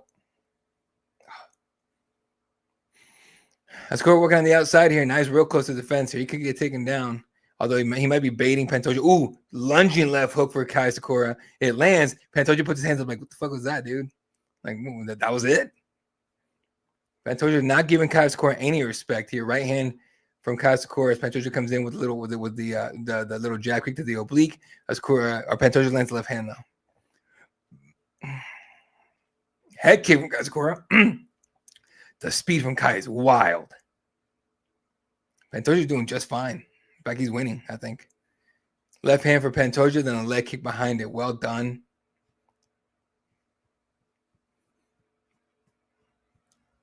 One, two, three from Pantoja. Sakur circles out of there, eats a knee to the face, and then does the same hand thing as Pantoja. Like, woo, that was it. Coming up in 1 minute in the first round. 1 minute. Sakur throws a wild leg kick, and Pantoja just backs up a little bit and avoids it. Left hand up top and a body kick for Pantoja. Ooh, nice shots up top. Nice little flare from Pantoja. Sakur lands one of his own, but he ate a few. Sakur trying to come ahead, put some pressure on Pantoja. He keeps throwing that flying knee. He didn't throw it right now, but he keeps throwing that flying knee, which makes me think he's trying to set it up so he can land it clean on Pantoja and finish it real quick. But Pantoja already took a lot of his heavy shots. I don't think there's any fear of his power. 20 seconds left in the first round. Pantoja rushes in. Left hand misses. Body kick kind of lands. As Sakur is like, yeah, okay, that's cute. Literally says, like, fucking taunts him a little bit. Left hook lands for Pantoja. Under 10 seconds. 5, 3, 1. First round's over. I mean, I gotta say, Pantoja took that first round. Man, that flying knee landed clean. The first one for Kai. And Pantoja just grabbed his leg and took him down and went after him. This is a good fight. Ooh, that knee snuck to the body from Kai. That was nice. I like these, like, Pantoja's throwing some power up top, too. Look, Kai's got a chin.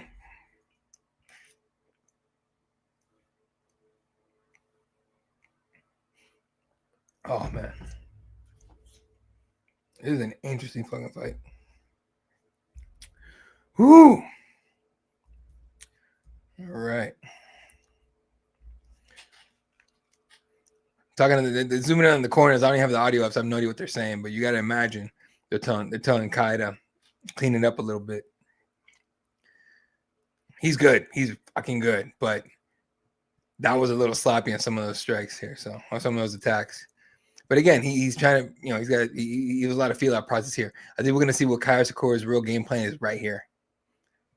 Hopefully, there's a real game plan. If this is the one he did in the first round, no. All right, round one. Well, round two. Jesus. 4:55 in the second round. Right to the middle. Feinting the kick is Pantoja. Waiting to counter Kai. Instead, he rushes in with a left hand, lands it, avoids the counter. Nice right hand for Sakur. Pantoja comes in. Pantoja lands, eats one. They're going for a takedown. Gets him to his knees for a second. Pantoja backpack. Nope, loses the left leg. Pantoja with the right hook across the body. Left Sakur's left side. Wow. The left side of his body on the fence here, trying to avoid getting the left hook on top to wear a backpack. Sakur hanging out here, just waiting till the grips get weak so he can break the grips of Pantoja and get him off his back. Pantoja hanging on to him now. Now it's a body lock. Right hook or right leg, the right leg around the waist here from behind. Sakur tries to, if Sakur is not careful and he doesn't shed that right leg or at least break the grips, when he tries to bump off the fence and spin out of this, he's gonna get his back taken standing and maybe even get dragged to the ground. Got it right there. He's gonna break him apart. Pantoja's super calm here. All right, Sakur tries to make a move. Pantoja jumps the back, body triangle in for Pantoja. This might be it. Beginning of the end, maybe. Sakur has him on his back, body triangle in. That's when Pantoja, fourth most takedowns in UFC flyweight history with 37 with that takedown right there. All right. 30-33 left in the round. Sakur with a bad motherfucker on his back. Pantoja takes his time. Like, he makes you feel it, everything. Like, he does not at all rush through these positions. So, left arm going over the neck. He's cranking. He's cranking a little bit. He might be in. Oh, the right. He switches over to the right arm. Under the neck. It's under the neck. It's squeezing. This is it. It's over. This is it. It's got to be over. Sakur fighting like hell to break the grips here. And he went to sleep. That's game. Kai Sakur goes to sleep.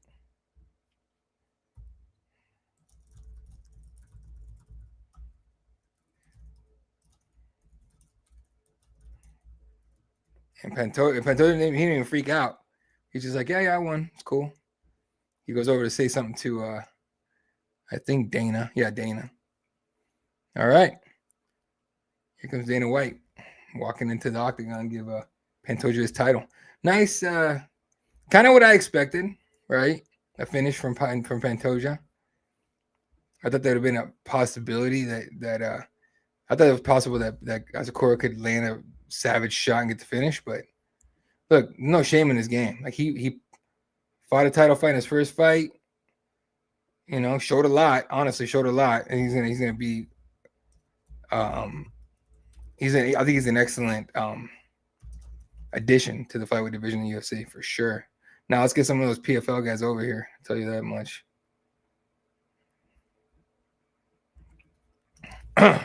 Submission victory comes in the second round, yo.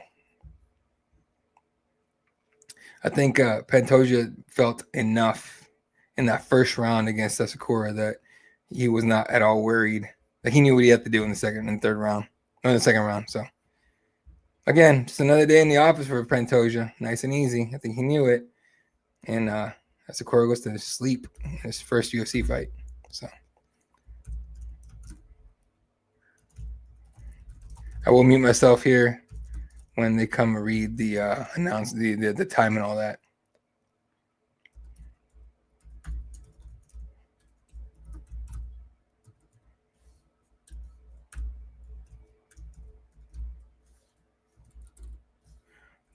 He's asking someone to come in. It must be his family or somebody.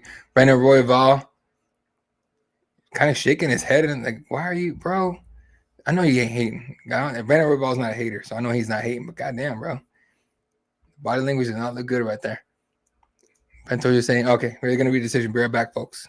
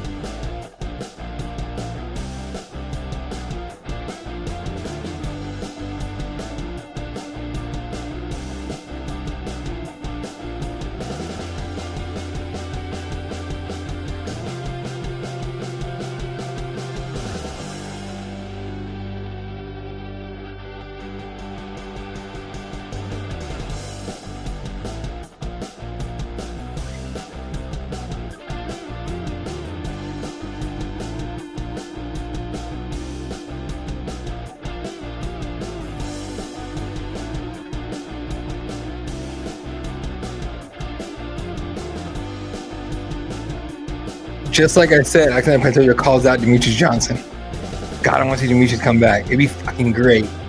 It'd be dope as hell, Demetrius Johnson coming back. All right, folks, let's get y'all out of here. Go do enjoy the rest of your night. We'll go over all of the decisions of that, the results, starting from the very first night on the night. As long as we get there, here we go. All right. Here you go. All right, first fight of the night. Canadian Nzechukwu gets a TKO victory in the first round over Lucas Breski. Again, the Kennedy fight, dude's a legit heavyweight. Chase Hooper with the first round submission victory over Clay Guida. No word on Guida's arm. I know his right arm was jacked up with the arm bar. He was pissed about that. He walked out of the octagon. Then Michael Chiesa third round submission, calls for UFC Seattle. I don't know how you don't do it.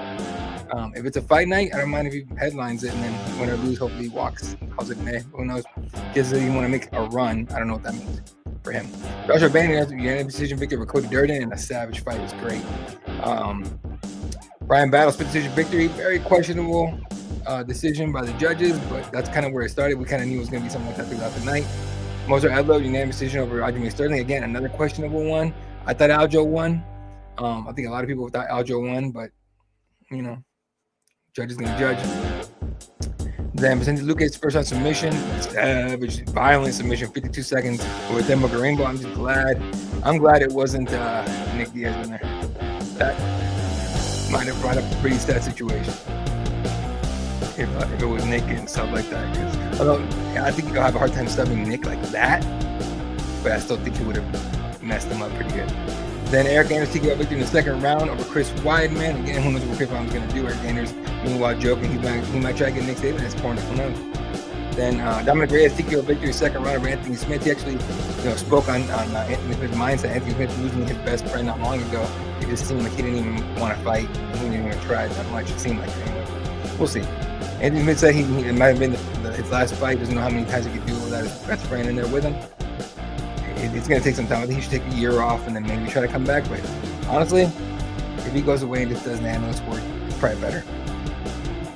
Then Ho Choi TKO victory in the third round over Nate Lanwehr. Saw actually a great fight for Ho Choi. And Bryce Mitchell, third round knockout with the slam and the elbow at the end over Gracie. Probably sending Gracie out of the UFC.